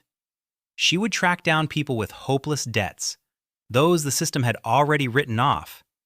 And Daniel would buy those debts. For a song. Because a bad debt is worth nothing to the creditor. 5 copper coins for a piece of paper that says 10 gold. The creditor is happy to get rid of it. And Daniel would forgive those debts, every single one, without exception. Ji-un listened. Her face didn't change, only her hands. Her hands were trembling. She said she agreed. Daniel said he would pay a silver coin a week, just like mine. Ji-un said she didn't need the money, that she wasn't doing this for payment. Daniel said that payment wasn't charity, that it was respect for the work, and that he paid everyone who worked honestly. Ji-un nodded. She took the silver coin. She left. A week later, she brought a list. 47 names. 47 people with debts they could never pay off. Next to each name was an address, an amount, and the creditor's name. Daniel sat down with Sina and got to work. They picked 12 debts, the smallest ones, the ones that could be bought out for pennies. Sina went to the creditors. She offered to buy the bad debts. The creditors agreed instantly. A bad debt is a dead entry in the ledger. You can't get anything for it. But here, at least they're giving pennies. In 3 days, the 12 debts were transferred to Daniel. The total face value was 97 gold pieces. The actual purchase price was 4 gold and 30 silver. Daniel sat down at the table. He took 12 pieces of paper, and one by one, he wrote a single word on each. Forgiven. Ji-un delivered the papers to their addresses, personally. She knocked on every door. She said the debt had been bought out and forgiven, that they no longer needed to pay, that here was the paper, you can take it. People didn't believe her. They cried. They fell to their knees. Ji-un stood in the doorway and watched, and something was melting in her cold eyes, slowly, like ice in the palm of her hand. Mina brought the report that evening. She said that in Podol, all anyone talked about was forgiven debts, that people called Daniel by different names, the counter, the benefactor, the wanderer with a heart of gold. Daniel told Mina not to let the rumors be linked to the Marquette Trading House. Mina nodded. She knew how to steer gossip. That was her talent. Daniel went to bed. The team was growing. Senna, Corin, Mina, Ji-un, 4 women, an accountant, an engineer, a scout, a debt collector, and him, an auditor with endless gold and finite legs. His legs ached every evening, more and more. 20,000 steps a day, every day, no days off. His body was paying a price the system didn't mention. He lay in the dark and thought of Vale, of the man who was now somewhere in the upper city, sitting at a desk and looking at numbers. Numbers that didn't add up. An anomaly in the lower city. The partnership, the trading house, forgiven debts, the collapse of grain prices. Too many events in too short a time. Too much gold out of nowhere. Vale had seen it. Daniel was sure of it. The question wasn't whether Vale would see it, but when he would decide to act. Daniel closed his eyes. He couldn't stop, because every day without action was a day when someone in the north was starving. Someone in Padil was paying 30% to a loan shark. Someone was losing their home over a fake debt. He couldn't stop, and he couldn't speed up. He could only keep going, step by step, coin by coin, and hope he'd reach the finish line before Vale reached him. Vale didn't come at night, not with assassins, not with guards. He came in broad daylight, alone, to Corinne's workshop. He knocked on the door like an ordinary visitor. Corinne opened it and saw a tall, thin man in his 50s wearing an immaculate black robe. White hair slicked back, slender hands, long fingers, eyes gray and unmoving like two coins on a money changer's table. He said he wanted to see Daniel Reyes. Corinne wanted to say he wasn't there, but Daniel was already standing behind her. He had seen Vale through the window and decided not to hide. Hiding from the auditor is pointless. The auditor has already calculated everything. He isn't hiding you, but his conclusions. Daniel stepped forward. They stood facing each other. Two counters. Two people who saw the world through numbers. Vale scanned the workshop. Machines, workbenches, tools. He looked at Corinne, at Daniel, at his bare feet, at his canvas shirt, at his hands. Then he said he'd come to talk. Not to arrest, not to threaten. To talk. Daniel said he was listening. Vale sat down on a stool. He placed his hands on his knees. He spoke in a steady, quiet voice. He said that 3 months ago, a man with no past had appeared in Eldmark. No documents, no history, no apparent source of income. In 3 months, this man had bought out a workshop in the craftsmen's quarter. He revived a defunct trading house. He established a credit union with an initial capital of 150 gold pieces. He organized trade expeditions to Westmark and the northern villages. He bought up warehouse space. He drove down the price of grain. He bought out and forgave hopeless debts totaling about 500 gold pieces.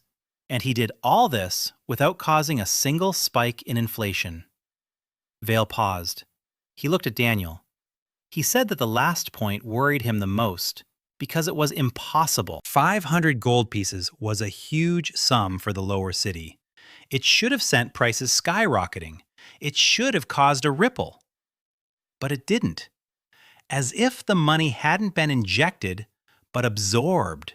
As if someone knew exactly how much gold to invest in each specific part of the economy so that it would work rather than collapse. Vale said that in 30 years of service in the guild, he had seen many schemes, fraud, counterfeiters, smugglers, but he had never seen anyone inject gold into the economy with the surgical precision of a doctor who knows every vessel in a patient's body. Daniel was silent. He listened. Vale pulled a coin from under his robe, placed it on the workbench. Gold. Daniel recognized it. One of his own. Vale said his men had found this coin in circulation at the market, that he had personally tested its fineness, and that the fineness was impossible. The gold's purity was higher than that of any known source in Aurelia, higher than the Royal Mint, higher than the gold from the mines of the Southern Range, higher than anything else. He said that such gold did not exist. It should not exist. Daniel looked at the coin on the workbench. One of thousands. One of hundreds of thousands. A drop in the ocean. Vale asked directly, "Where did the gold come from?" Daniel thought for 10 seconds. Then he told the truth. Part of it. He said the gold appeared when he walked, 1 coin per step. He doesn't know why, doesn't know where from, doesn't know how. He just walks and the coins appear. Vale didn't move, didn't blink. He looked at Daniel with gray, unblinking eyes. Then he said that was either the truth or the best lie he'd ever heard. Daniel said he could prove it. He stood up, took a step. A coin fell into his palm. He placed it on the workbench next to the first one. Vale looked at the coin, then at Daniel's foot, then back at the coin. His face didn't change, but his fingers twitched. The only time during the entire conversation. He said that changed everything. Daniel said that was exactly why he didn't throw gold around left and right, because endless gold is an endless bomb, and that he was the only person here who understood that. Vale was silent for a long time. Then he asked a question Daniel hadn't expected. He asked why Daniel hadn't joined the guild, why he hadn't offered to collaborate. With his abilities and the guild's knowledge, he could have become the most powerful person in Aurelia. Daniel answered. He said that the guild controls money, and he wants money to work for the people. These are opposing goals. Vale said that the guild stabilizes the economy, that without it, there would be chaos. Daniel said that stabilizing and controlling are 2 different things. That stability, where half the country is starving, is not stability, but a prison. Vale stood up. He ran his finger along the workbench, brushed off the dust, looked at Daniel, said he was giving him 1 week. 1. After that, he was obligated to report to the guild council, and the council would make a decision. Daniel asked, why a week? Why not report it now? Vale was silent. Then he said that in 30 years, he had never once seen money used correctly. That everyone who received a lot of gold became a monster. Kings, merchants, bankers, all of them. And that Daniel was the first person to receive endless gold and immediately go to count it instead of spending it. He said he wanted to see how this would end. 1 week. Then his debt to the guild would outweigh his curiosity. Vale left. The door closed. Corin exhaled so loudly it was as if she hadn't breathed for 10 minutes. Daniel stood in the middle of the workshop and counted. Not coins. Time. 7 days, 168 hours. It wasn't enough. Or more than enough, depending on what he did. He gathered the team that evening, all 4 of them, Senna, Corin, Mina, Jiyoon. He told them about Vale's visit. He told them everything, including the coin demonstration. Senna turned pale. She said he was crazy, that showing Vale his ability was like giving a wolf the key to the sheepfold. Daniel said Vale already knew, or almost knew, that hiding it was pointless, that the only chance was to show he wasn't an enemy, that he was more useful alive and free than dead or in chains. Jiyoon asked what would happen in a week.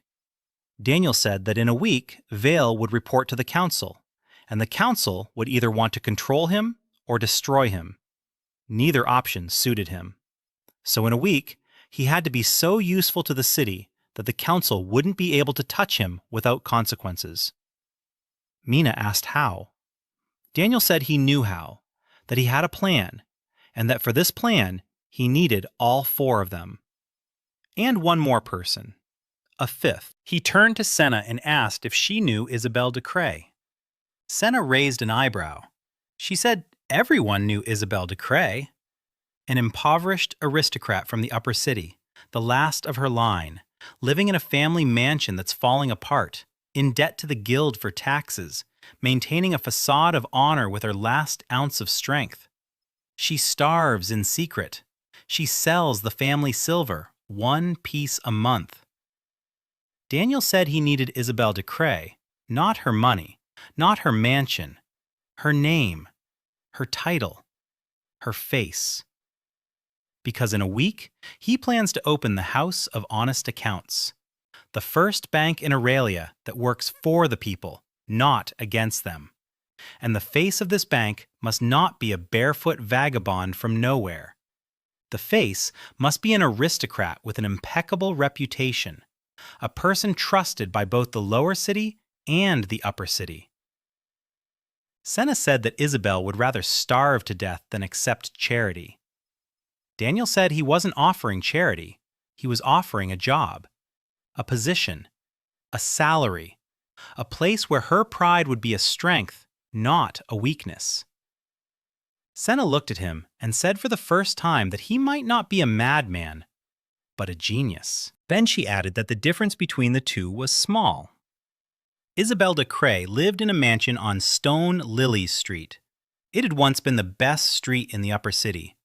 Now it was quiet and empty. Half the houses had been sold. The other half clung on by the stubbornness of their last inhabitants. Daniel arrived in the morning. In new clothes, Senna insisted. She said you couldn't show up barefoot to see an aristocrat. Daniel bought boots and a doublet, simple but decent. Senna checked every seam. She said they'd do. The Decree mansion was large, 3 stories, a stone facade with a coat of arms, but the plaster was crumbling. The windows on the second floor were boarded up. The garden was overgrown. The fence was crooked, a luxury that was dying on its feet. He knocked. No one answered for a long time. Then the door opened. Isabel Decree stood in the doorway, tall, upright, 30 years old, a beautiful, stern face. Her hair was pulled back into an elaborate style that would have taken a maid 2 hours to do. She didn't have a maid. The dress was old but perfectly clean, mended in 3 places so carefully that you couldn't see it unless you knew where to look. Daniel knew where to look. He saw the stitches. He saw that the dress had been altered from a larger size. He saw that her shoes were worn down to the soles. He saw that her hands were trembling slightly. Hunger. Not from yesterday, long-standing. Isabel asked what he wanted. Her voice was even, cold, commanding. The voice of a woman who would rather die than show weakness. Daniel introduced himself. He said he was the owner of a trading company in the lower city, that he was expanding his business and looking for a manager, a man with a name and a reputation, a man trusted in the upper city. Isabel listened. Her expression didn't change. Then she said she didn't receive strangers, that if he wanted a meeting, he should send a note through her secretary. She didn't have a secretary either, but the formality had been observed. Daniel nodded. He said he understood, and that he wanted to leave one thing behind. He took a piece of paper out of his pocket. He placed it on the table by the door. It was a job offer. The position? Manager of the House of Honest Accounts. Salary? 5 gold pieces a month. Duties: representing the bank to clients and city authorities, ensuring compliance with the charter, signing documents. 5 gold coins a month. That was the salary of a mid-level official. Enough to live decently, enough to repair the roof, enough to eat every day. Isabel looked at the paper. She didn't take it. She didn't read it. She just looked at it. Then she said she would think about it, and she closed the door. Daniel left. Coins fell into his palm with every step down Stone Lilies Street. He walked and counted. Not coins, days. 6 days until Vale's report. He returned to the workshop. There was enough work to last 6 months, not 6 days. He needed a space for a bank. Bank bylaws, a license, startup capital, staff. He assigned the tasks. Senna worked on the bylaws. She wrote day and night. Daniel dictated the principles. Transparency in all operations, a fixed low interest rate, deposit insurance, lending only for specific projects, a ban on speculative lending. They discussed each point for hours, argued, rewrote, argued again. Senna said that some points contradicted commercial law. Daniel said that commercial law was written by the guild for the guild, and that the House of Honest Accounts would not play by their rules. Senna said that the guild would shut it down on the very first day. Daniel said they wouldn't if the bank was too useful to too many people. Corinne prepared the premises. Daniel bought an empty house on the border between the upper and lower cities, a symbolic location between the rich and the poor.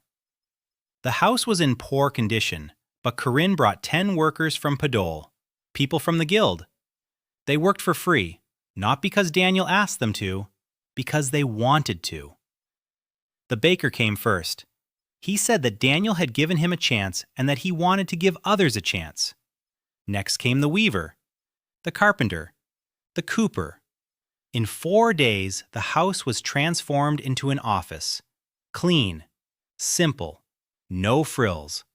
Wooden tables, benches, a reception desk, a separate room for meetings, a basement for storage. Corinne installed a copy of her triple lock system there. Mina and the couriers spread the news throughout the city. The House of Honest Accounts is opening. A bank where anyone can get a loan at 3%. A bank where the books are open for inspection. A bank with no fine print. Rumors spread. The lower city buzzed. The artisan quarter buzzed. Even in the upper city, people were whispering. Ji-yoon was working on her own initiative. In a week, she had bought out and forgiven another 30 debts. The total face value of the forgiven debts exceeded 1,000 gold pieces. The actual purchase price was 20 times less. Every debt forgiven meant a person who could breathe freely, who could work for themselves rather than for a moneylender, who could spend their earnings on food rather than on interest. Daniel calculated the effect. 30 forgiven debts meant 30 families, about 120 people. 120 people who now ate more, who bought more, who worked better. Their money went to bakeries and shops and workshops, which hired more people, who also ate and bought and worked. A multiplier, an economic term they didn't know here, but one that worked the same way in any world. Every gold coin of debt forgiven created 2 or 3 gold coins of economic activity. The money didn't disappear. It began to circulate, and circulation is the lifeblood of the economy. On the 5th day, Isabel arrived, not at the workshop, at the office of the House of Honest Accounts. Daniel was inside, checking the books with Senna. He heard the click of heels. He turned around.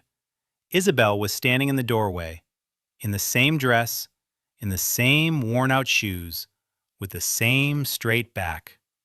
She looked at the office, at the desks, at the benches, at the sign that Corinne had forged from iron, the House of Honest Accounts. Then she looked at Daniel. She said she had read the proposal, that she had studied the charter, that she'd made inquiries about the partnership in Podol, and that she'd come to ask one question.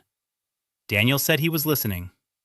Isabel asked why he was offering her a job instead of just giving her money. Daniel answered.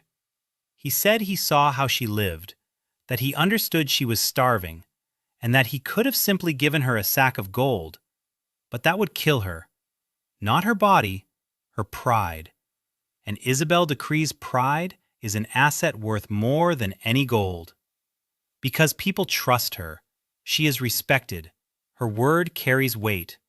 And if she becomes the face of the bank, people will trust the bank. Not because it holds a lot of gold, but because it is represented by a woman who would rather go hungry than lie. Isabel stood motionless. Her face remained unchanged, but her eyes. There was something in her eyes that Daniel had seen before. In Sina's, when she found out about the forged promissory note. In Corinne's, when she returned to the workshop. In Ji-yoon, when she took on her first forgiven debt. A hope that was not allowed to exist, that lived in defiance. Isabel said she accepted the offer. She held out her hand. Daniel shook it. Her hand was cold, slender, and strong. Isabel Decree became the manager of the House of Honest Accounts. On her very first day, she ate lunch in the office. Sina set a bowl of soup in front of her. Isabel ate slowly, with dignity, as if it were a banquet and not a bowl of soup. No one was watching. Everyone pretended to be busy, because some things don't need to be seen. You just have to let them happen. On the 6th day, the House of Honest Accounts opened its doors. The line stretched from the threshold to the end of the street. The 7th day, Vale's term had expired. The House of Honest Accounts had been operating for 2 days. 43 loan applications on the first day. 20 approved. 22 were rejected. 1 was pending. Senna reviewed each one. Daniel checked Senna's work. Isabel signed the approved ones. Her signature on the document meant more than any seal. People saw the decree coat of arms and were reassured. If an aristocrat vouches for it, it's the real deal, not a trap. Corinne was working on a watermill. The blueprints were ready. She needed materials and time. Daniel allocated 40 gold pieces for the project. Corinne said the mill would be ready in 2 months, that it would change irrigation in the northern villages, that a single mechanism would be able to irrigate fields that currently depend solely on rain. Daniel nodded. 2 months is a long time, but you have to plan further than a week ahead. Mina brought the morning report, the usual prices, the usual rumors, and one unusual piece of news. The Guild Council is meeting today. An emergency meeting. Vale will report. Daniel sat in his office and waited. He couldn't attend the meeting, couldn't eavesdrop, couldn't influence it. He could only wait and work. He received visitors. People came, not just from Podol, from the craftsmen's quarter, from the market arcades. Even 2 people came from the upper city. A minor nobleman who wanted to ensure his harvest, the widow of a civil servant who wanted to invest her savings at a fair interest rate.